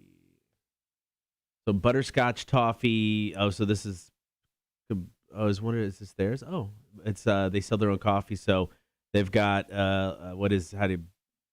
Boogie or the Bogey from Oogie Boogie. Yeah, Oogie Boogie. So it's butterscotch toffee bag, Boogie's Nightmare. So they've got some theme stuff there. All right. All right, why not? Should be fun. Max said that Wanda showed her an American Horror Story themed bakery in New York City the other day. Oh, cool. Had night bites. Ooh, fancy and sexy. So it looks like there's 2. They've got 2 of these. That's cool. One where we're going to be, and then one down in. Oh no, we're going to be in Tavares. Is technically that it, and then Mount Verde, Florida. So they have 2 of these locations. Mount Verde sounds delicious. See what's on the menu, because I thought they had a decent looking, actually, some food menu. Yeah, I'm gonna run out and grab our beers and see if Cameron is here. Okay, mine are in my fridge. If you want to grab them, if not, I can grab them in a second. I got you. Aight. So if you're playing along with the Hella Mega Week, we do have some Green Day coming up in a bit, so you can get ready to text in.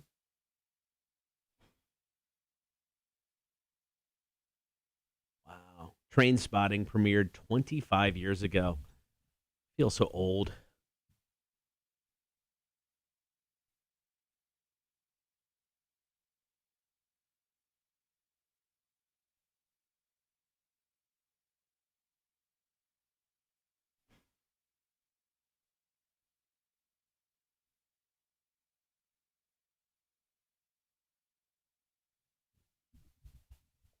All right. Moments away from beer for breakfast. Today has flown the F by, guys, man. So fast. I got Cameron Scott, Orange Theory Fitness, Thor from our very first ever axe throwing competition. He's going to be in studio. All right. I'm going to go ahead and fire up the delay. So give me a second. We're going to have no audio, but we'll be right back.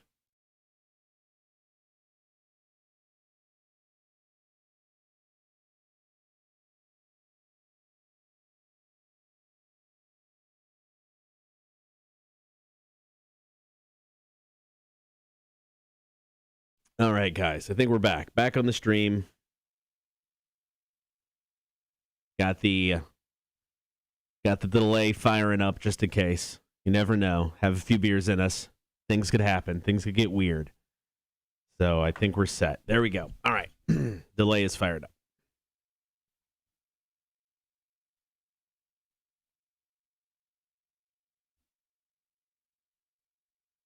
All right. Perfect. All right. So, not that I'm keeping track, but I have about an hour before my vacation officially kicks in. Now, you know what? My vacation officially kicks in at 5 after 9 when we start drinking beers for breakfast. That's when my vacation starts. Screw it. My vacation is still when I'm on the air.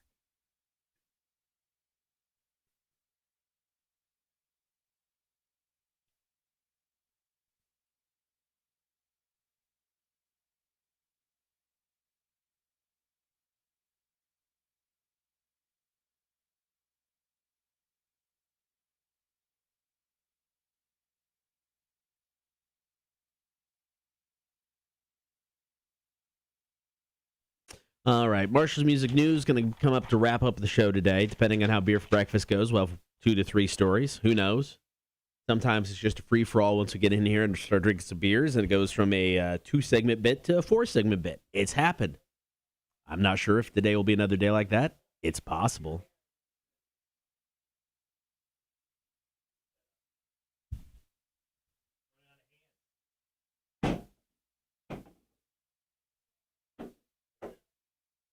Oh, there was a different sour.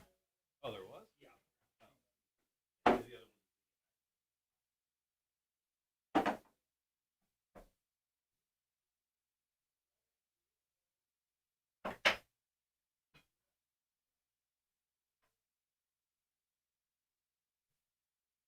course, Cotter ran away while we were still running around. Here, let's do this. Okay. All right. Sorry about that. We have our guest just arrived, so we're getting all set up for Beer for Breakfast, which will begin here in about 10-ish minutes or so.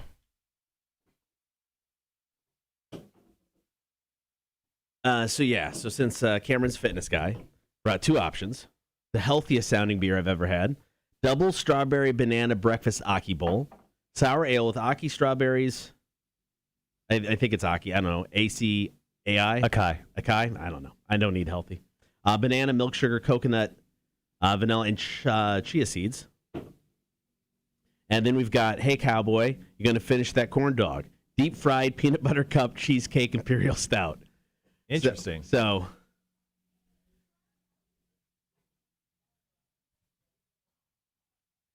Gonna shut that door a little bit so I don't have to hear everyone talking in the hallway there. But so we have that, and then we also have from Duclaw Brewing. There is a patriarchy.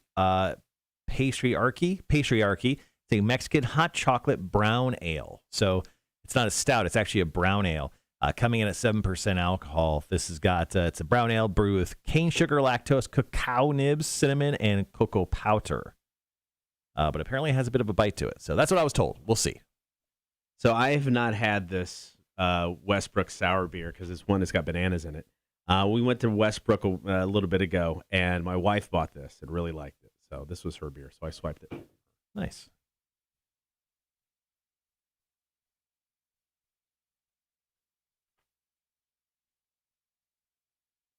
I'll let Cam put a band workout together for Cotter. I love that. You can come over and do it in my garage, man. There you go.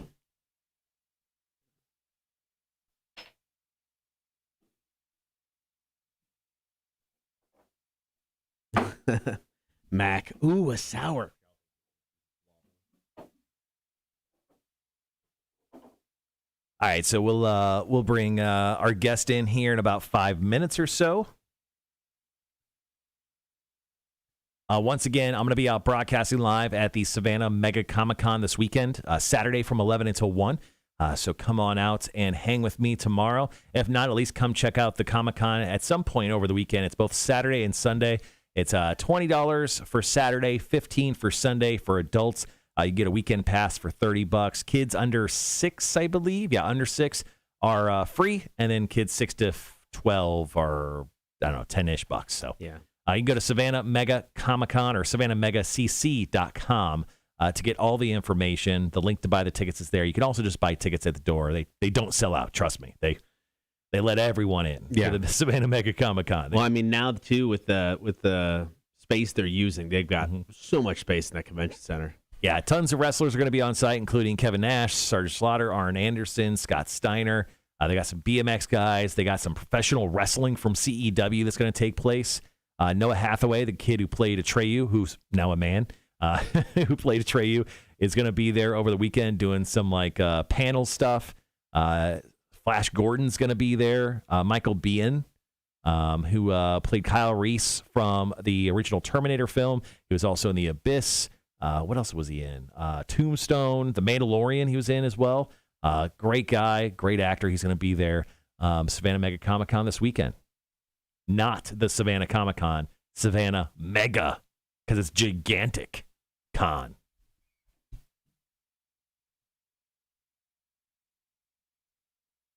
And throughout the rest of the day, I know Cotter mentioned a little while ago, keep listening for your chance to win those Hella Mega Tour tickets with Green Day, Weezer, and Fall Out Boy. Weezer is putting out 4 new albums next year. We just found out. It's called Seasons, and they're going to release a new album at the beginning of every season next year. Fancy smanchy. And they're doing a collection of songs for each album that are kind of in tune with the season. So spring is all hopeful. Summer is all dance rocky. Winter is all acoustic and sad. It's actually kind of a genius idea. I kind of love it now that I think about it. No, it's a cool idea. Rivers, I would hate to be in that man's head. I mean, he just constantly has got to be writing songs. I mean, just he's a workaholic. Right. He's got to be a workaholic. His head's just got to be a weird place to be. Is Mac at the studio? Make sure she doesn't get all handsy with the guest. She's not, and she could try, but I know our guy is currently dating someone who's a good friend of ours, and that would be an issue.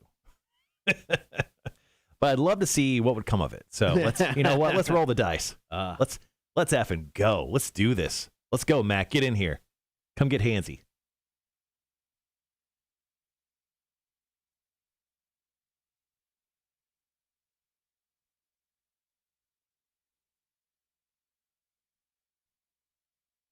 Let's see. Max says, "Wait, when have I gotten handsy? According to your mother, never." That's pretty good. Yeah, Mama Margaret would probably be like, Mama Margaret get a little handsy. wants Mac Mac to get handsy over anyone right now. So I follow Mac on Facebook, and she puts up a lot of Facebook stories of her working out. Typical Mac stuff. Sure. So Mac yesterday did a TikTok challenge. So Mac added taco seasoning to a jar of pickles and tried them.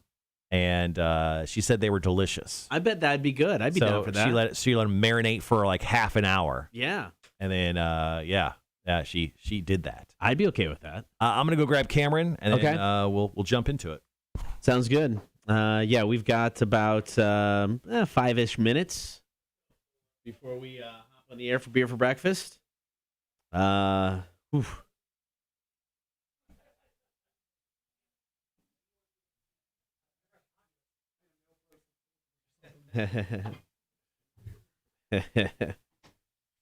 All right, ladies and gentlemen, joining us on the live stream, Mr. Cameron Scott. Look at that handsome son of a bitch. Hey, what's up, y'all? All right, so there's a reason he's wearing the Thor costume. So we'll do a real short version of it here. Then let's talk about it on the air as well. Yeah, definitely. Cameron, can I call you Cam? Yeah, Can people call you Cam? Yeah, okay. Coach Cam. All right. Air Thor, whatever you want. All right, so Thor here. Thor actually showed up to our very first axe throwing competition. It's kind of when axe throwing got really popular across the country. Yeah. We opened up our first location here in the Savannah area in Pooler at a place called Bear Axe Throwing. Bear Axe, yep. So you were part of the competition playing, and you actually won it. But you dressed up as Thor that day. Yeah. And you got your own axe that day, and you won all sorts of stuff. But that's the very first time we got a chance to officially meet you. And then suddenly you started popping into our lives most recently again a lot. Oh, yeah. So as soon as that happened and we were in need of a guest, you were always in the back of my mind. Yeah. I'm like, I got to get Thor in one day for beer for breakfast. Oh, yeah. So I'm happy to have you in studio finally. All right, we got about 4 minutes. 4 minutes. Perfect. All right, so here's what we'll do. So this will be kind of a 3-break experience. Yeah. All right. So break number 1, we'll talk about you, what you do, who you are. All right. Talk about your beer experiences, obviously, what got you into craft beer. I see pictures of you slamming beers like Stone Cold Steve Austin everywhere you go. Do not do that in here. No. Electrical equipment could be bad. Take it easy, I guess, today. Then the second break, we'll do our first beer. We're going to let you choose between these fancy beers right here. All right. And then I guess the second break, we'll do this. Is there a beer variety or beer style that you like one more than the other? Like, do you like sours? Do you like stouts? IPAs all day. IPAs? All day. That's the one thing we don't have. I know, it's all right. It's all right. No, I went with the healthiest sounding beer I had, which was that. It looks healthy, man. Holy. And then I went with the absolutely least healthy. Yeah, there we go. Which is a deep fried peanut butter cup with stout and cheesecake. So you start healthy, then have your dessert. Yeah, exactly. So Cam completely, who's an alpha? You could tell. Cam here, Thor is an alpha. He alpha'd us completely on the whole wake up thing this morning. He mentioned it to me when he walked in. Let's leave that for on air. Okay. There we go. But he completely, I said, hey, man, how are you? He's like, oh, this. I'm like, all right. He's already one-upping me. Son of a bitch. Delay on everything good there? Perfect. Yep. Okay. Excited. Obviously, try not to cuss. Please don't. But if for some reason that happens, we do have a I mean, I'm pretty good. Like I said, when I'm on the mic on Orange Tea all the time, there's parts I just want to curse. Move your ass. There's been a few slip-ups, but that was years ago. I've learned, Yeah, I mean, I get it. Did you have any complaints? No, I mean, people don't really complain about me, honestly. It's rare for the most part. Right, well, they're so intimidated by you. Yeah. Intimidated, starstruck, Starstruck, maybe. What's funny, like whenever I used to, because we had to stand on the bench a long time ago when we used to tell what was going to happen in Orange Theory, people would just like this the whole time, just looking at me. When he spit, when he talk, so I'm sitting there spitting. I can't help it because if I get really going, I'm just like, you're just like getting covered in it. Just, I don't know. When those hose scenes where you're just bukkake your entire.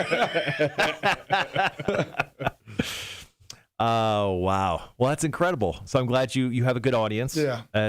So you work at the Pooler one, or is there? The Orange Savannah one now. Okay. I worked at the Pooler one for a while, but Savannah one's okay, gotcha. Yeah. That's actually the flagship out of the two. So that one started in 2017. Okay. In February, and then I actually opened it. One of the original coaches there, and then we opened the Pooler one about a year or two later. Okay, cool. Kind of bounced back and forth between there. Gotcha. All right, we got about a minute 17. Perfect. I'll try not to mention trying to get y'all to come. Don't worry. No, get this guy set up.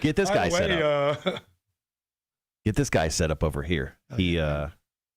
Cotter's a big time. Actually, Cotter's a big time runner. No, I wouldn't say big time runner. Big time runner. No, do not say big time runner. An average runner, what would you say? Like a good 12, 13 miles? When I was younger. 12, 13 miles. Yeah, 12, 13 miles. Yeah, on average. Yeah. Oh, no, that's just, this is just a Tuesday. If we kicked you out the door right now, like Sparta kicked you out the door and said, run until you can't stop running, how far could you run? I mean, I could probably bust out a 5K slowly without dying. So you could do 3.1? Yeah, 3.1. All right. I could probably bust out. Without stopping. Yeah. I mean, it would be slow. Yeah. That's fine. That's all right. Hey. But I could probably do a 5K. Okay. I don't know. Destination, man. All right. Well, we're about to jump on the air here for our first break. We'll be right back, guys.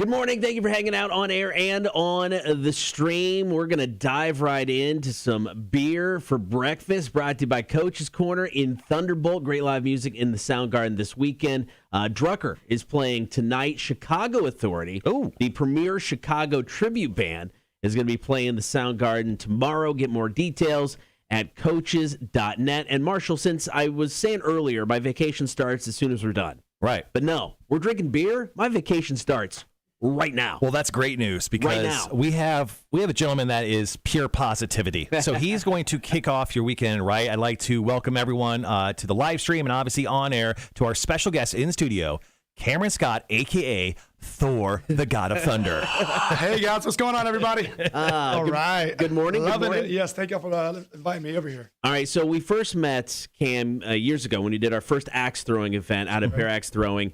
He came dressed as Thor. Yep. And he won. Yeah, and he's dressed as Thor right now. If you're watching the live stream, I mean, he's got the hammer and everything. He's I think you character. required that, though, right? I did ask him. I did ask him to dress up as Beer, Thor. you got dressed as a costume that's gonna, that wants to drink beer. So Right. was the best one. Well, it was that or shirtless. Not to make it, because it'd be awkward because we'd all have to go shirtless. Be more for y'all though, you know what I mean? Because Right. people on the radio can't see us.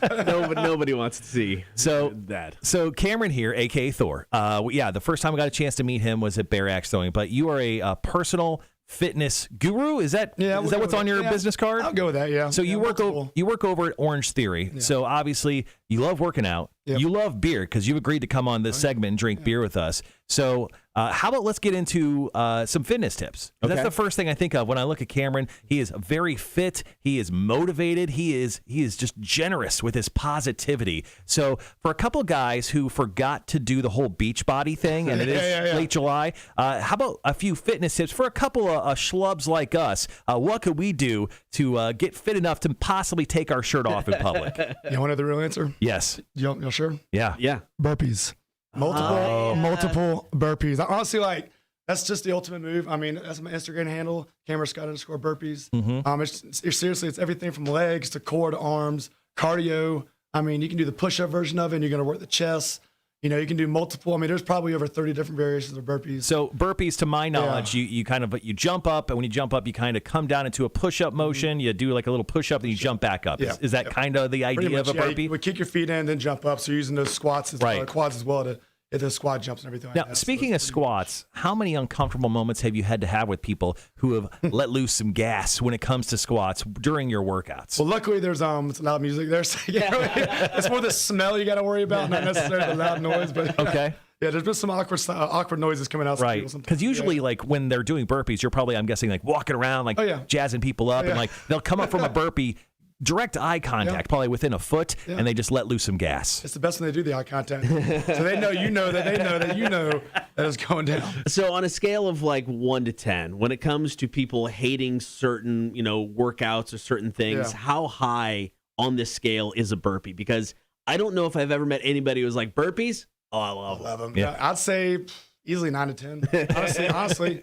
I mean, it puts fear in people. Oh, yeah. Every class, I'm all right, guys, we're going to start with 10 burpees, which we don't. But, people are just eyes wide open. I feel like people are trying to run for the door. Sorry, guys, door's locked. You're stuck.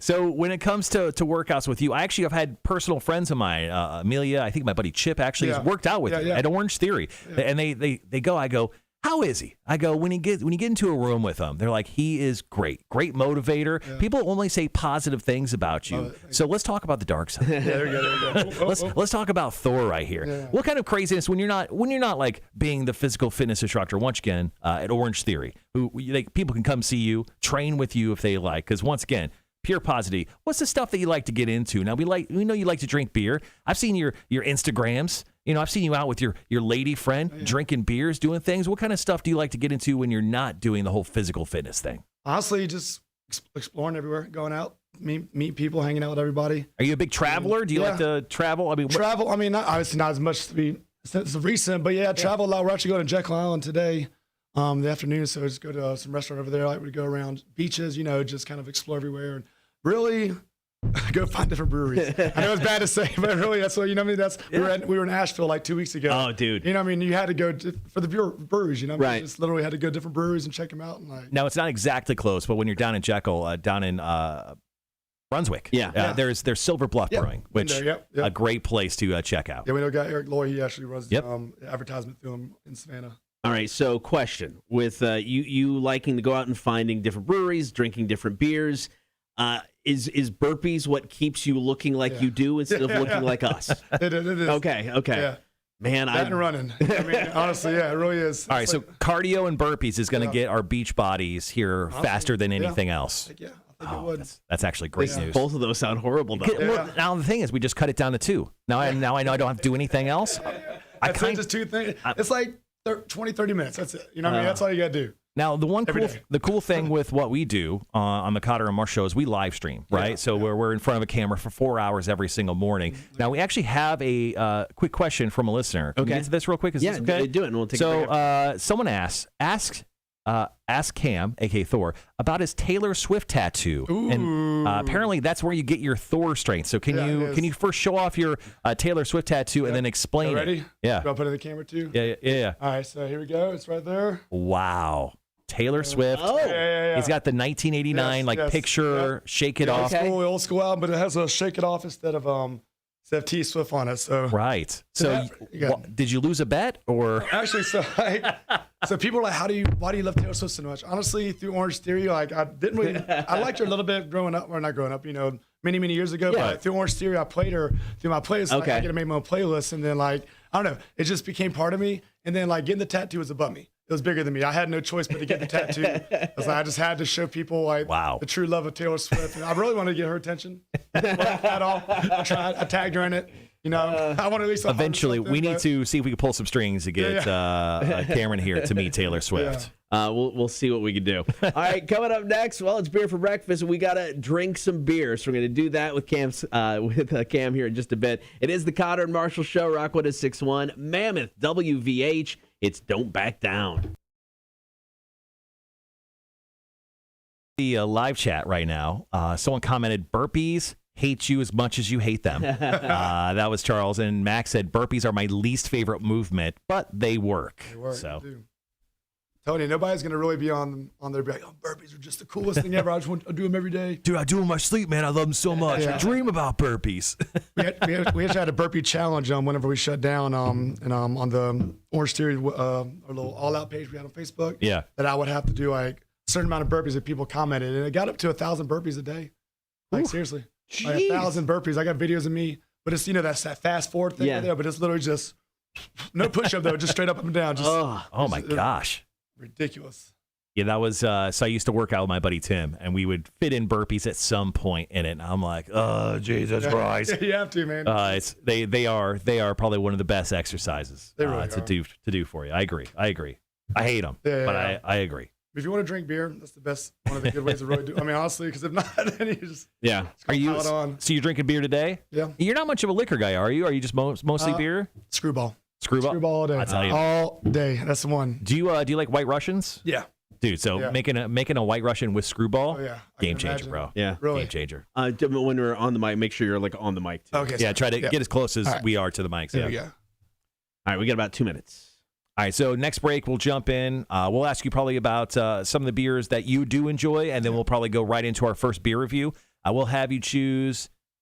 Let's definitely do the stout. So we'll have you choose live on air between one of those. Is that okay? Yeah. No, that's fair. They are very similar color-wise. Hold both of them up to camera, Cotter. So how do you pronounce that word again? Acai? Acai berry. There's the healthy sounding beer. Acai? Acai. How do you say it? I thought it was acai. Maybe I'm wrong. I think it's acai. Acai? Yeah, let's go with that. That sounds better. That sounds, So many syllables. Sounds fancy, Morning, Tony. How are you? And then you got this. Yes. Which is named after a corn dog. It is a deep-fried peanut butter cup cheesecake Imperial Stout. Maybe we'll do both of yours. I don't know. Yeah, that's what I'm thinking. First of all, I know the Dissolver. You ever been there yet? I have not, no. Yeah, it's in Nashville. Okay. It's an up-and-coming brewery. They're awesome. They're fantastic beer. Yeah, this was a collab they did with Two Tides. Oh, yeah. Two Tides is great as well. Hoof-hearted brewery. Maybe 3 different breweries in that one. Jeez. It's good when I went there twice in the same day. Oh my gosh. Yeah, out in Nashville. With all the breweries there. We actually went back there. When'd you most recently go? Probably like mid-July. Okay. Oh, no, sorry, June? Mid-June, yeah. Okay, so just a few weeks ago. How was the city? Because I went there last November and everything was like the capacity was still at 3 people at the bar. Yeah, it's back at no mask. Okay. I mean, it's pretty much back to normal for the most part. Yeah, because they literally just dropped the mask law, or they dropped the mask ordinance down to the CDC guidelines. So cool. Yeah, I was there basically almost a year ago when I took my kid back to college, and it was it was very low, limited capacity. Yeah, North Carolina was pretty bad when it comes. Well, I guess pretty bad, but you know what I mean. Yeah. When it comes to that stuff They're like that. pretty But stringent on their strict. restrictions. Yeah. All right, guys, we're going to be right back.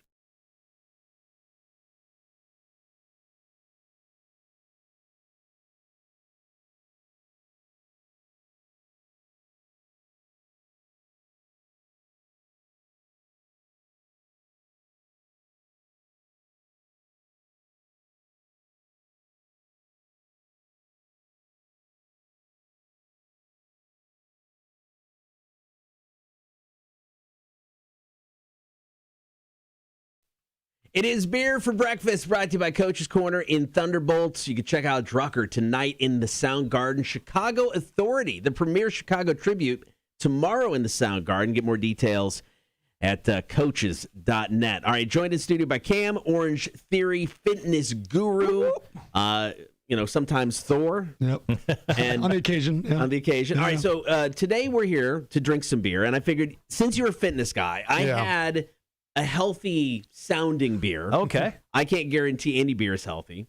So we've got a double strawberry banana breakfast. Where we were going with acai Acai, bowl. Yeah. Sour ale, strawberries, banana, milk sugar, coconut, vanilla, and chia seeds. That sounds really healthy. It does. And then I went the exact opposite. I went a deep fried peanut butter cheesecake imperial stout called Hey Cowboy, you going to finish that corn dog. So weird. We're going to make you choose between one of these two beers. Let me mail you real quick. So if you want to look at them real quick, there we go. So you got the healthy sounding beer, which is a sour. You've got the completely unhealthy sounding beer, which is a nice hearty 10% stout. Oof. Let's see. Well, I mean, you got the healthy one. Looks good. Looks appetizing.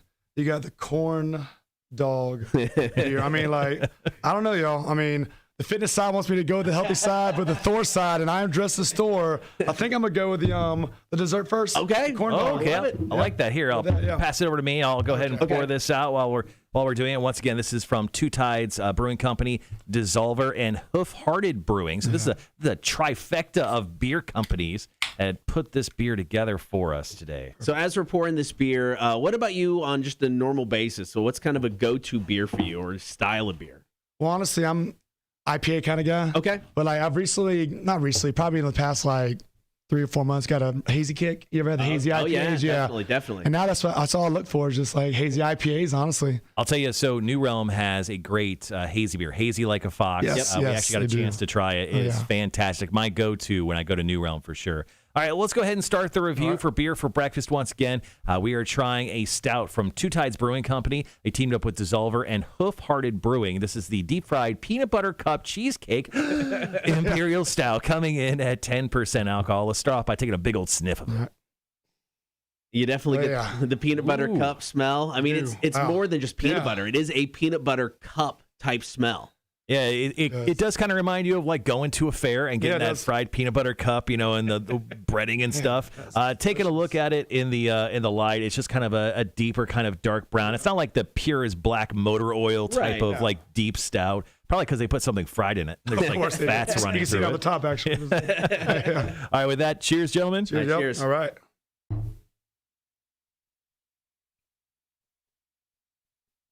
That is dessert in a cup. Wow. Oh, wow. That chocolate really kicks in for sure. The mouthfeel is way thicker than it looks. It's I didn't think it was going to be as thick, but the chocolate's there, the peanut butter's there. You get a little bit of that cheesecake. A little bit, yeah. I mean, because Two Tides has a whole cheesecake series, and this is one of those beers, so you definitely get that. It's got that hint of cheesecake, but definitely hits with the chocolate and that peanut butter taste. Love some peanut butter now. It's good. I mean, like the peanut butter is not overbearing too. Like it's just enough where you can taste it. So man, I mean, it hits on all accounts. Our biggest thing on the show is if it says it on the can, like if you're saying that there's peanut butter and there's chocolate in the beer, you better be able to taste some of that stuff. Exactly. When it comes to the beer. So let's go ahead and just go right into the review on the beer scale of supremacy. Wow, am I drunk already? It is. Supremacy. 10%. On a scale of 1 to 5, Cotter, what do you give Two Tides Brewing, Dissolver, and Hoof-Hearted Brewing's deep fried peanut butter cup cheesecake imperial stout? I really like this beer. I mean, it's one. I don't know if I'm sitting out there drinking a 4-pack of it at a go. If you are, you're trying to pass out. Oh yeah, you're done. Feeling good by the end of it. But I'm going to go 4.11. Okay. 4.11. Seems a little high, I think, in my opinion. I was initially going to go under 4, but I'm like, you know what? The more I think about it, the more I like this beer. All right, Cameron Scott, a.k.a. Thor, what do you give this beer on the beer scale of supremacy? Well, to piggyback off of Cotter, I feel like I would definitely have a good sipping beer. It wouldn't be something I would sit there and just slam back a 4-pack back to back on a Sunday morning. I mean, like. Wait, we're supposed to drink on Sunday mornings? Yeah. Is that a fitness tip? It's a fitness tip, yep. Start it off, then you have the rest of the day to work out. You know? Right. You don't feel a thing after that. Definitely great dessert beer. I love Two Ties, Dissolver. If you've never been there, definitely check them out in Nashville. They're an awesome brewery company. So I'm going to do a little Price is Right action on Cotter. I'm going to go 4.12. Oh, On like that one. All right, take it up 0.1. I like it. I really enjoy this beer. I don't know if it really kicks off in the flavor department on, like, I kind of want it to be more peanut butter, but at the same time, I want it to be less chocolate. I don't know. I'm conflicted when it comes to this beer, and that's why I'm going to give it a 3.67. Okay, I think that's fair. Yeah. All right, we've got more beer to drink. We're going to do that next. Beer for breakfast, Cotter and Marshall Show, Rock 106.1. All right, we're back on the live stream here. Do you want to fit a in-between beer here, or do you want to? It doesn't matter, however you want to do it. And we've got plenty of time. We can play a song coming out. Yeah, why don't we do that? Let's do a stream-only beer. We've got 3. Let's just do them all. That's fine. I don't care. So let's save the breakfast beer for last. I mean, let's just go back-to-back stouts here, if that's okay with you guys. Yeah, you don't want to mix them up too much. So let's go ahead and go next, guys. And once again, this is a stream-exclusive beer review just for you guys. So I picked this up from Habersham Beverage. Our friend Vince was like, dude, you got to try this. They're on clearance. Don't be afraid. It's $4 for this 4-pack. I know, which is... It's very skeptical, right? Dollar store beer. $4? Yeah. Did you say $4? $4 for 4 16-ounce cans at Habersham Beverage on Abercorn. Is it going to come out solid or something? I don't. It's just Jell-O. I mean, Vince is a reliable dude. There you go. And he told me it was worth it. So once again, this is from Claw Brewing Company out of Baltimore, Maryland. We have a lot of people that love Baltimore that watch the show on the live stream. This is from Claw Brewing Companies. It's the Patriarchy Mexican Hot Chocolate Brown Ale. So this is coming in at 7% alcohol. Once again, I bought 4 16-ounce cans for $4. So I cannot guarantee anything about this beer, but I did buy a 4-pack of it. I gave 2 to Cotter. I was going to bring them with me this weekend on the vacay. All right. So go ahead and pour your guys some. Once again, we're just doing an exclusive live stream only beer review because we got a few minutes, and hell, why not? Yeah, why not? So let's go ahead and start the process. It's a lot lighter than I thought. Incredibly lighter than for a brown ale. Yeah, I mean it's almost like an amber. Yeah, it's almost like an amber, right? So all right, let's go ahead and start the process. We'll take a look at it first. I mean, it is. I'll hold it up to the camera here. It is for a brown ale, really light, like copperish, amberish, almost in color. Taking a big old sniff. Some hot chocolate, huh? I get some spice a little bit, I guess, from the Mexican hot chocolate. It's very, I just get brown ale. Yeah, cinnamon, spice, deep chocolate. I guess I get some of the cinnamon in here. Yeah. But Vince told me there was a kick, like a spice kick to it when you drink it. But I feel like he's drank it before. Hopefully he did, or he just wasn't messing around with me. He's like, I just got to get this out of the store. Yeah, it's great. It's great. He's just for trying 10 years. Trying to upsell me. It off. He literally, Vince, I'm sure every time I walk into Habersham Beverage, Vince is like, this idiot will buy me. Well, first he showed me a $37 4-pack of beer. And he's like, check this stuff out. I'm like, nope. What do you got in the $4 range? Yeah. And he's like, but check this out. Yeah. So maybe he was screwing with me. I don't know. He just wants to get rid of it. All right. So cheers, gentlemen. Cheers, y'all. Claw. Nervous.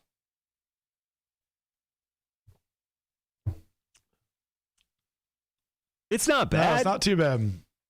It is not a Mexican cake replacement. No, not at all. I mean, once again, this is a brown ale. It's got some of the spices that you'd expect, like cinnamon and stuff, when you get like a Mexican hot chocolate. But yeah, I don't know. I mean, a little bit of chocolate, I guess, in there as well. It's like they were going to make a pumpkin beer and just left out the pumpkin. There it is. That's actually right. It's just like they left out the pumpkin. Yeah, they did. Yeah. You know, it's so funny. Last night, I was asking my wife. I'm like, "Hey, what do you want to do this weekend?" And we're like, "Oh, we're just gonna chill because we've been so busy lately." I'm like, "Yeah, let's just be hermits this weekend. Hang at we had a pool in the backyard." I'm like, "Hang at the pool and just hang out and drink beers." And she goes, can we get something pumpkin?" And I'm like, "It's July, honey." Yeah. She's like, "Oh," and like she after that it was like a small child. She's like, but I want pumpkin. I'm like, there's no pumpkin coffee yet. There's no pumpkin beer. Like none of this stuff. Like if you said that comment in like 4 weeks, even like usually August, we start seeing stuff. Yeah. But she was very disappointed. We're not going to have, she goes, what about a pumpkin pie? I'm like, who's eating pumpkin pie in July? They have canned pumpkin. I guess you can get her some like canned pumpkin stuff and like somehow forge. Right. Canned pumpkin in a spoon. Yeah. Here you go. And then she goes, well, do you think we could just go get like a pumpkin candle? I'm like, they don't even have pumpkin candles yet. She's very excited about Halloween, just in case you're wondering. All right. So on the beer scale of supremacy of this beer, the Mexican hot chocolate brown ale, Marshall. From Duclaw Brewing? Yeah, I mean, I'm happy we didn't do this one on air because this one was definitely, how about this? It was definitely worth the $4. Yeah, I get that. For $4, 7% alcohol, I think, personally, I think you could probably drink this beer. You drink all 4 of these. Yeah. I mean, probably straight. You wouldn't be exactly excited about it, but you could drink all of them because they're a little bit easier drinking than these stouts, or at least the stout we had.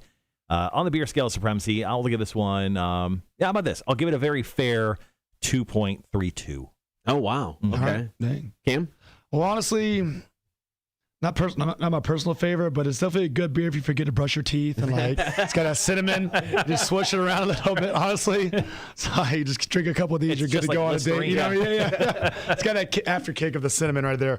Not really my favorite, honestly. I'm gonna go with. Hate to do it, 1.9. Gonna 1.36. Oof. Oh wow! You thought I went high? I thought you. Yeah. No, I'm not. I thought you thought I went low. No. Not a fan of that one as much. Yeah. It's not bad. It's not No. overall I've bad. had worse. Yeah, I've definitely had worse. But no, it's not something. Even for $4, I wouldn't go back and purchase. No. I don't know. Well, I got 4 cans for $4. I 4 will- tall boys. I'll probably drink the 2 that I have. Oh, you There you go. definitely There will. you go. It's not undrinkable. Yeah. Dude, as much as we act like beer elitists, we are beer degenerates. Yeah. Yeah. You ever had that notebook? The beer notebook. You ever done that before? No. When I first started out as an IPA lover, I used to drink PBRs all day. Okay, yeah. In my early 20s, and about mid to late 20s or late 20s, early 30s, I found IPAs. And then I went to like all the places. And I had bought the beer has the notes, the taste. Okay, yeah, all that, yeah. and, you know, Oh, wow. Take a sip. Write it down. I was that snob for a while. Just, can I have a little sip, a little snipper or whatever called sip, whatever the little small the sniffer kind of thing. Yeah. So you were a beer elitist for a little bit. For a while, yeah. I mean, I got the Untapped, which I used to be really good about just keeping track. I just like to keep track of everything. I haven't done that in a long time. Do we want to rinse out before since it's a sour? Yeah, we got about 2.5 minutes. Well, I'll rinse out with Hefe's fish water. that's fine. Yeah, it works. Here, let me. Appreciate it. You must not really like it. You didn't finish it. Wasn't worth the $4. So No. is that the other famous fish? Yeah, that's Hefe 2, the new music beta fish. He kind of like hangs out up the top and the back. Oh, he's one of those fish, and Yeah, the ones that comes out when he knows he's the star. Oh yeah. Got his trailer right now. Yep. Knock on the door when you're ready. Yep. So he'll come out sporadically. All right, guys, we got about 2 minutes. We'll be back. We're going to try one more beer. We'll wrap up Beer for Breakfast. We'll just have a couple stories from Marshall's Music News today, and then we'll wrap up the show. This was literally breakfast beer. Yeah. That's actually a good way to end it, I think. Yeah, so I hate bananas. I despise bananas. Really? Yes. And so we went up to Westbrook, my wife and I, and she got this. Oh, did she? She loves sour beers. Yeah. And I'm like, I'm going to take one of these. So I haven't had this one. Oh, really? She really liked it. Yeah. Her and my daughter really, really liked it. I haven't had it yet. Yeah, my girlfriend's sister, she's a big sour person. Every time she goes to Savannah, we try to find the best kind of tasting sours for her to use. Ooh, fancy. All right. All right, got about 1:20. All right. Perfect. We'll come back. We'll do one more beer with Cameron here. How is business at Orange Theory? I mean, like, is it ebbs and flows? Like, you obviously see a lot of people maybe after the new year, and now is everyone just gone now? No, Orange Theory is different, so it's a different beast there. It's not like a typical gym where you have an influx of people just coming in for like New Year's Eve or the New Year's resolution, stuff like that. Yeah. We literally they stay. And we've had members that have been there all 4 years. Oh, like, wow. You know what I'm saying? Like they're just still coming today, and like we just honestly we have openings, lots of openings, stuff like that. But we're a pretty packed house, honestly. Like they keep coming.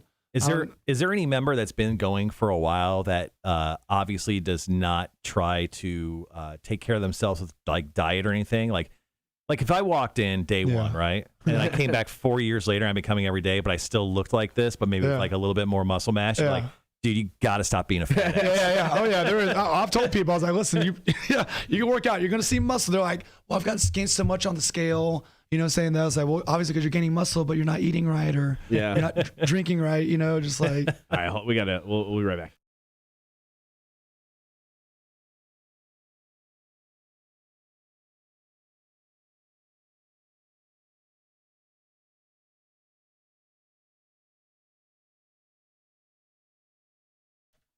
It is the Cotter and Marshall Show. Beer for breakfast rolls on. My vacation is officially underway. And my vacation is brought to you by Coach's Corner or Beer for Breakfast. Either one. Yeah. You check them out, coaches.net. Drucker on the in the Soundgarden tonight. Chicago Authority, the premier Chicago tribute band, in the Soundgarden tomorrow. Get your tickets at coaches.net. Joined in studio by Cam Scott of Orange Theory, sometimes Thor. Just here drinking some beers, and we saved one, the healthy sounding beer. Right. Well, Cameron Scott is a fitness instructor at Orange Theory. You know, you should go see him if you're trying to get yourself back come on, everybody. In that beach body shape. Yep. Now, we learned some fitness tips earlier. First and foremost, cardio is very, very good. Yes, Cotter, it is. you're a big cardio guy. Constantly running. Huge cardio. All day, yep. I tell you, stop. Like, Cotter, stop running to work every morning. Stop. You're like, you drove in this morning. Keep going. Thanks for treating When yourself. he about to go for, I thought he about to go for a run after this one. I'm just going to go out and do a little run. It's at 5K, I thought. That's what I heard, right? I mean, so cardio and burpees. If you want to get into a quick beach shape, that's the fitness instructions that we got from Cameron here, a.k.a. Thor. So before we decide to go work out and run that 5K, Cotter, let's drink one more beer. All right, this is from Westbrook. My wife and I went to Westbrook not that long ago. She is a big sour fan. That's her go-to, and she's like, this sounds delicious. She's had it, and she loved it. I have not tried it yet. Right. So it is the double strawberry banana breakfast. I'd pronounce the word again. I can't do it. Acai. Or acai. Acai. Sorry, I messed up too. I thought it was acai. It's sour ale with acai, strawberries, banana, milk sugar, coconut, vanilla, and chia seeds. So, I mean, this is the healthiest beer I think we've ever had on the show. It sounds like they went to Tropical Smoothie Cafe and asked for everything. Yes, that's what it is. Throw some alcohol in there, please. So, here we go. It literally looks like a smoothie for sure. Yeah, it does. It really does. It's coming out like purple. So what is the APV on this, Cotter? Oh my gosh, it's let's just say it's a lot. I don't see it. It is. So much it doesn't want to. It's a sour. I don't know.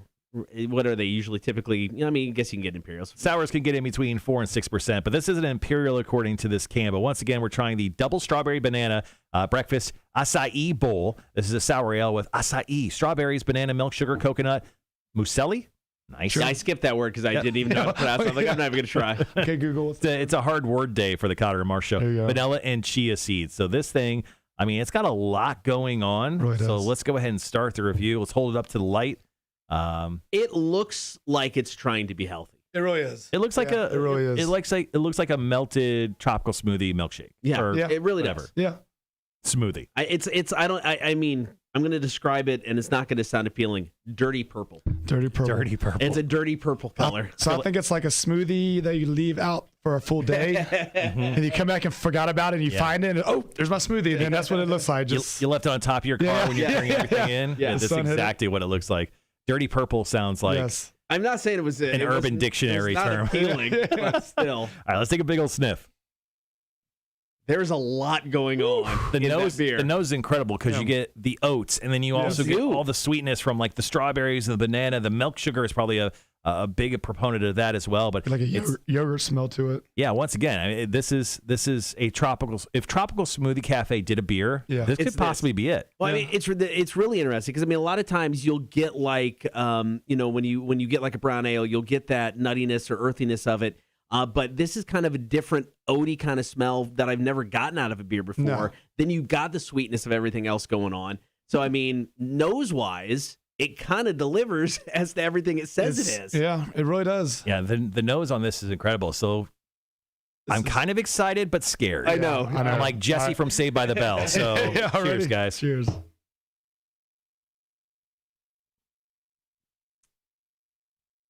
I'm not mad at it. That's interesting. It is. And I'm not a big sour guy. It's not too sour either. Right. It's not overly sour. You just get hit of that tartness.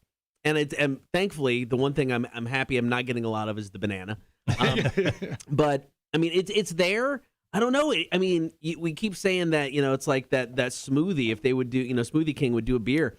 This is exactly what it is. I mean, it's exactly what it is. Yeah. So Cotter, on the beer scale of supremacy, once again, this is a strange one because I don't know if we've had a sour quite like this. What would you give the Westbrook from Charleston, South Carolina, double strawberry banana breakfast acai bowl sour coming in at 4% alcohol? That is, I don't know. I mean, you said it. It's like I've never had a beer like this. I mean, because it's like oatmeal and then it's like the smoothie. I'm gonna go. I'm 3.5. 3.5. 3.5 out of 5. I don't know where to start. It's kind of in the middle. Yep, 3.5. All right, Cameron Scott from Orange Theory. Make sure to go work out with him. Do some burpees, a.k.a. Thor. What would you give Westbrook's double strawberry banana breakfast acai bowl sour? So this is probably the most confusing beer I've ever drank. I know. Not gonna lie. It's so weird. Am I a sour fan now, or do I hate sours more? I don't know. You smell the beer, and it smells like healthy breakfast. Like you're like, okay, I'm doing good for myself. Yeah, this is good for me. And then you drink it, and you realize, okay, it is a sour beer. Yeah. So it's almost dangerous to think that because you're confusing your senses. One part's okay, this is healthy. The other part's okay, this is alcohol. Right. So I don't know. I'm thinking to me, I'm gonna go with 3.7 on that one. Okay. Honestly, 'cause I'm not a big sour person, so I wouldn't drink it all the time. But it's something like if someone handed it to me, I would definitely not, ignore it. I would definitely grab it and drink it. Cotter, what did you give it? I just did 3.5, right in the middle. 3.5. 3.7. 3.7. So this one's weird because actually I won't skew my skew my rating for this, but it's coming in at 4.22 on tap. Really? Wow. People love this beer Really? from Westbrook. I'm conflicted because once again, weird. not a sour guy, but this is so different. It is. I've never tasted a sour quite like this, and I believe it's only available at the brewery. Is that correct, Cotter? I'm not 100% sure. That's where we got it, right? But I'm not. I don't know if you can get it anyplace else. I've never seen it before. Mount Pleasant, right? Yeah. Yeah. Okay. It's not too far away. Really interesting. I'm gonna. Wow. 3.47. Yeah, 3.47. This one kind of like. It's not my favorite, but it's so great at what it is. I can't not give it credit. So 3.47. This is a surprise. It is. Right, for everyone. All right, so that is Beer for Breakfast, brought to you by Coach's Corner. Cameron, thank you for stopping by, man. We appreciate it. Yeah, appreciate y'all. Appreciate you having me out for sure. So before you go, we did an axe throwing competition most recently with Urban Forest Axe House. Cotter is actually wearing the shirt to Urban Forest Axe House, the premier axe throwing place in the area. A gentleman dressed up as Captain America. Okay, I saw that on y'all's Instagram. And he won. So just throwing it out there, that gentleman I know pretty well, good friend of mine.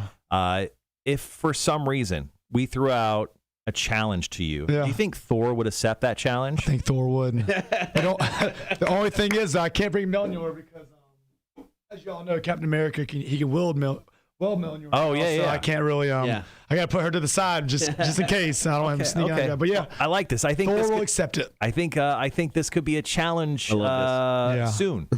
Just throwing that out there. I like it. All right, Beer for Breakfast, Cotter and Marshall Show, Rock 106.1. Coming up next, we've got Marshall's Music News. It's Lincoln Park, Rock 106.1.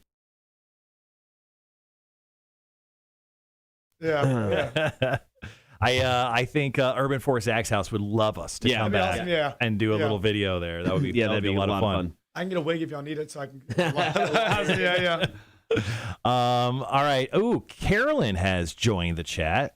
She says, "You ever heard of this lady, Carolyn Wolverton? You ever heard of her?" Yeah. She says, "Hey Cam," and then she says, "# best coach." Yep. And then, Carolyn. Good morning, Cotter. Carolyn, you should come by more. Carolyn, big fan of ours. She is. She really is. I know. Did you go to Asheville with her? Did you? No, that was in Lake Glenville. Yep. So that's in I can pronounce the name right now, but it's like some little small town over there. So it was like a family vacation. I went with them and stuff like that. And so was it weird when Carolyn talked about us the whole time? She did. She would not shut up about it. She's just the whole time. Like, I was loves us. And it was. Got about 90 seconds. Moms love us. Yeah. So that's what matters. It's a crazy thing. We wish our moms loved us, but all the other ones. Hey, that's why. As long as you got a mom loving you somewhere in the world, you're good to go. Not ours, but someone. All right, well, guys, we're going to wrap up the show today. Got 2 stories. Going to talk about the Rolling Stones first, and then we'll wrap up the show with a Volbeat story. Oh, nice. They obviously got a new album. We'll talk about that a little bit. Good morning. Yeah. By the way, good morning. Thank you for Chill checking here. us out. Yeah, you can hang out. Yeah, got it. Yeah, not gonna have to run out. Somebody pulling me out. Get out of here. Yeah. Some bouncer behind me. Somebody get the hook. Some bouncer behind me. I mean, if you're feeling it, feel free to have some more beer. I mean, we're going to sip it throughout the rest of the show. Oh, you said sip? I'm sorry. I know you're on vacation. Cotter's big time vacation brain right now. Yeah, How long's your vacation for? I'll be back. I'm back Wednesday. Okay, cool. So, yeah. Are you driving back Wednesday? Or We're driving back Thursday. I'll be back to work on Wednesday. Where y'all going? On Tuesday, I'm sorry. Days are hard. Yeah, I know. We're going to Mount Dora, which is like northwest of Orlando. Okay. Lake Dora. We're staying. Okay. We've got an Airbnb on a lake. Oh, So just chilling out for a couple days. He's rich, so. Yeah, you go. Not rich. Well, actually, that's not true. We make $1,500 per show. Yeah, cash. There you go. All right. Hold on 1 second. I'm going to try to figure this out.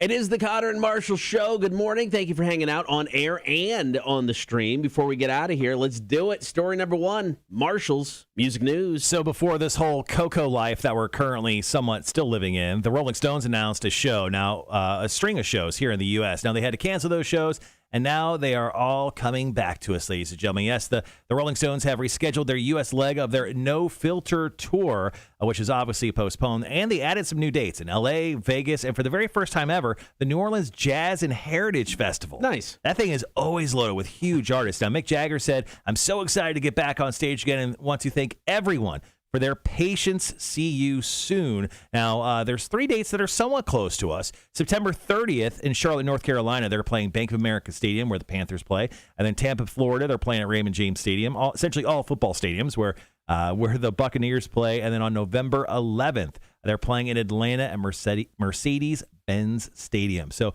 Stone's going to be up and around us. I've seen the Stones once in concert in my life. They were incredible. Dude, I mean, how do you keep going? I mean, they're pushing 80, right? Yeah. They got to be. My father-in-law is 85, and I'm like, I can't picture him up on stage doing anything. I'm telling you, Mick Jagger, he may not be doing burpees anymore, but the man is in incredible shape. I don't know how he does it. I don't know how, and he's like rail thin. Cocaine maybe still. Maybe it's somehow lengthening his life instead of shortening it. He's doing incredible stuff. All right, we got one more story to go before we wrap up the show. It is Cotter and Marshall, Rock 106.1. All right. All right, back on the live chats. Y'all seen Kiss live before? Dude, I've seen Kiss like 7 times. Saw them in Jacksonville 2 years ago. I know they say the whole thing is it's all recorded, pre-recorded, whatever, the music and stuff like that. But when Gene Simmons, man, he got on the zip line. Yeah. Just went across the thing, just hitting the bass, just rocking out. It was just. So the first time I saw Kiss, I saw them with Aerosmith, and this was kind of like right when I got into radio. Oh, I remember that night. And it was a bunch of us. We did like a tour bus thing down to Champaign, Illinois. I saw Kiss. It was St. Louis? Champaign? St. Louis. I think it was St. Louis. It doesn't matter. So we're there, and I'm drinking, and I'm a little drunk at the thing, and I just remember watching this show, and I'm like, this is awesome, and I look over, and I'm drinking a beer. I look back, and Gene Simmons is gone. I was like, where the hell is Gene Simmons? And then I look, I think I asked someone, I'm like, where did the demon go? Where did Gene Simmons go? And they're like, dude, he's up there. He's like, he was up in the rafters. There was a spotlight on him. He was like shooting blood out of his face or whatever he does, just jamming on the bass. Like, I was so mesmerized by that fact because I was so dumb. I was like, where did the bass player go? Like, he still does that. Like a Tommy Lee Motley Crue trick. Yeah, he does. He really does. He had his own little pedestal of the crowd, just on it by himself. Yeah. Hung like 6 foot long, just kind of like, looping it like that all the time. Yeah, no, Kiss was the first rock show I ever went to. It was the day before my 8th grade graduation. It was before they put the makeup back on. It was like hot. You saw him naked? You saw Kiss naked? Yeah, before the makeup. Face? Before it came back on, it was like Hot in the Shade was the album. Yeah. Ooh. So, it was still fun. I mean, they did all the hits. They did everything. It was, what was the rest of the lineup? It was Slaughter.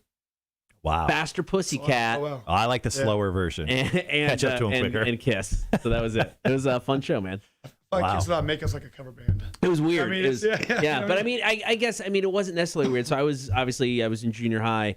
So my first, I knew Kiss with the makeup, but my first, they were on MTV and stuff like that without it. So for me, it wasn't overly weird yet. Oh, Yeah, it was, I don't know, like those. I just remember seeing pictures like growing up, when Al Gore invented the internet, and I started like looking up stuff. Like seeing Kiss without their makeup was really strange to me because I don't think I ever saw it. Yeah. Yeah, well, they didn't in the beginning, so it's totally against that. They only did that for a short period, right? They just did that for like an album. It was a little, it wasn't too long, but they're trying something different. Then they said, "Screw it, we make way more money this way." It was like what's his face, Garth Brooks, when he tried to. Chris Gaines, And it was just a swoop of hair over his face. Who he was like, so bad. Oh, so terrible. It was the worst. So so Garth Brooks actually just played a show at Allegiant Stadium in Vegas, the big Roomba where the Raiders are going to start playing. They technically played there last year, but to no fans.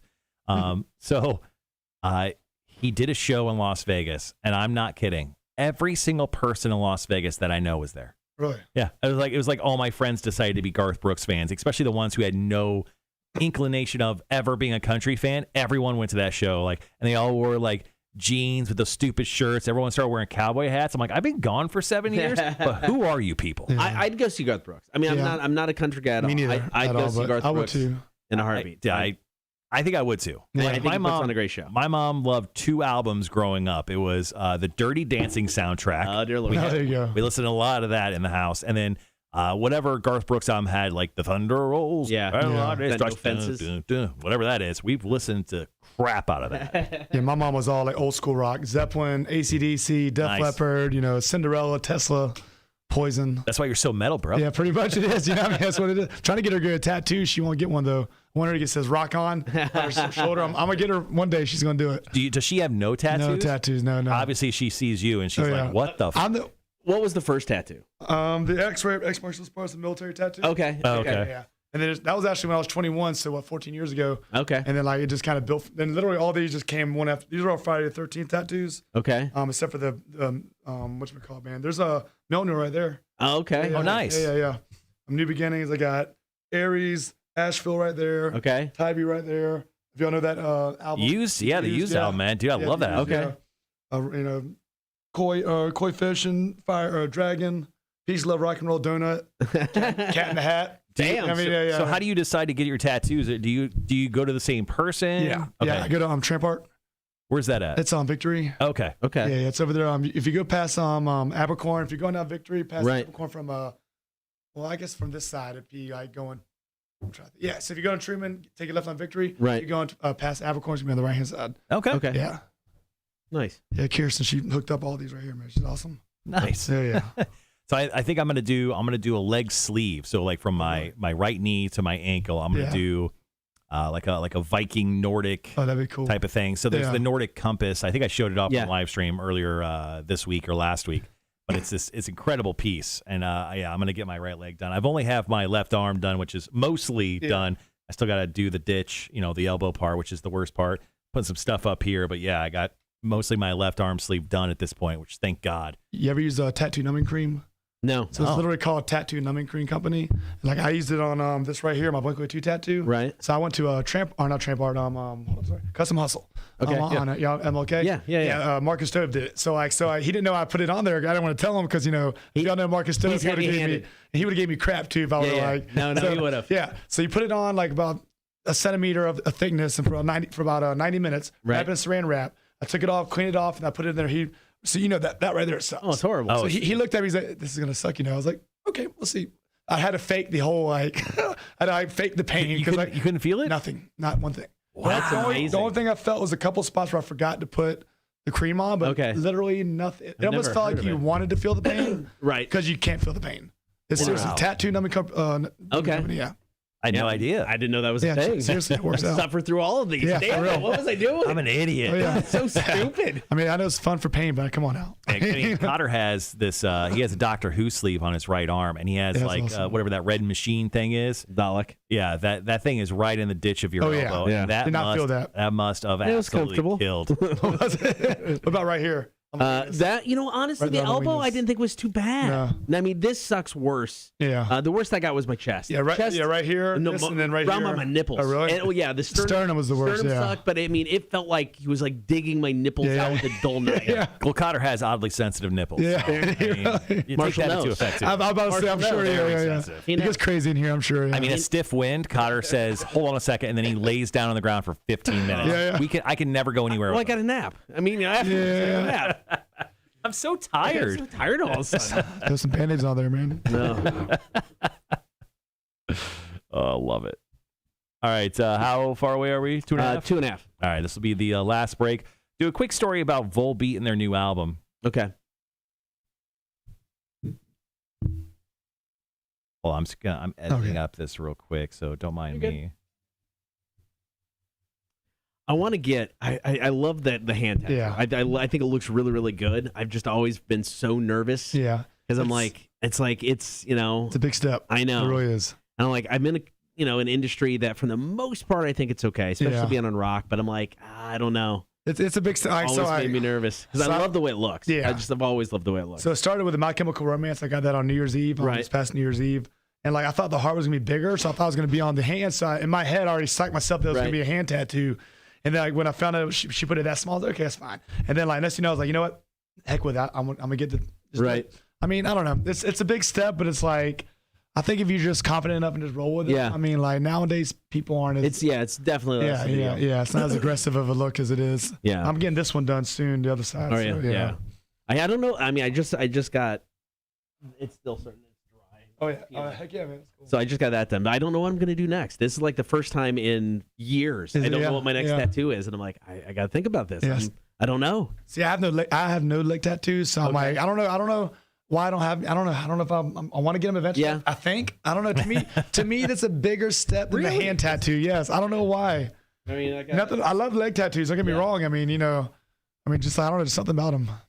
Eventually. What's the tattoo numbing cream again? We have someone asking what the name is. Tattoo Numbing Company, literally as it spells. Yeah, Tattoo Numbing Company. Because Phil goes, wait, what's the name? I'm gonna need that when I get my inner calf done. Yes, in August. seriously. 90 minutes, so you got to wrap it for 90 minutes saran wrap. So you got to have a good thick paste over the area you want to tattoo and wrap it for 90 minutes. Saran wrap. Charles says, I would like some ink, but I spend all my disposable cash on guns and ammo. There you go. Hey. He's prepping. All right, we got about 30 seconds. All right, once again, we're going to do a story about Volbeat's guitarist, vocalist Michael Poulsen. Paulson? Sure. Yeah. Poulsen? Poulsen? Yeah, Poulsen. Poulsen. Go. Spoke about the follow-up album. Nice. All right, guys, be right back.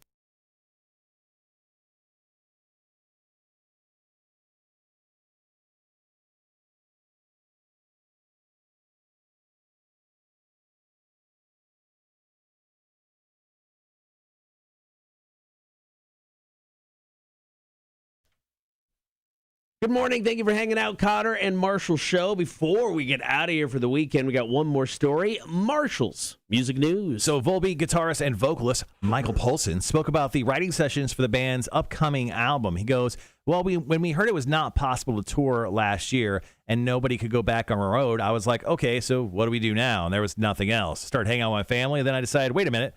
I can write an album, so why not? So there was no reason just to not do that. So when he started writing, he said, I had so much energy because the energy was supposed to be used on the road, on stage, and I used all of that energy to stay in one bubble and write the new record. Sometimes it takes 1.5 years to write an album because when you're touring, you don't have much breaks to do so, go home and write. This album took me 3 months to write the album and put it all down, guitars and lyrics and everything. 3 months. Damn. For this brand new Volbeat album. Now, here's the concerning part. It's very concerning, guys. I do a lot of these music news stories, right? Mm-hmm. And I hear this a lot about albums from bands. Best album ever? Nope. Okay. I hear this a lot about albums, about bands, and they're usually not great. So Michael goes on to say, it's the most heavy Volbeat record to date. And that's where I'm very concerned. Okay, so here's my question, and trust me, I love Volbeat, and I love Wait a Minute, My Girl. Mm-hmm.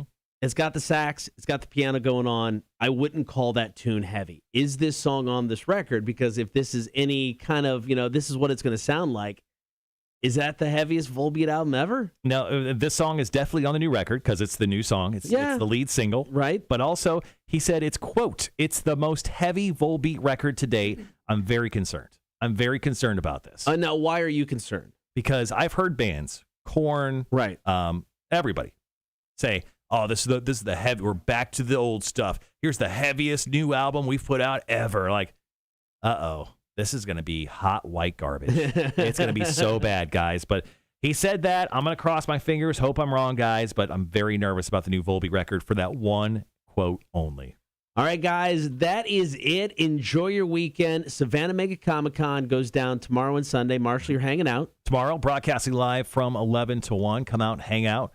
And, of course, this guy over here to our left, Cameron Scott, if you're watching the live stream, he possibly could show up. He's dressed up as Thor at this very moment. You never know what's going to happen.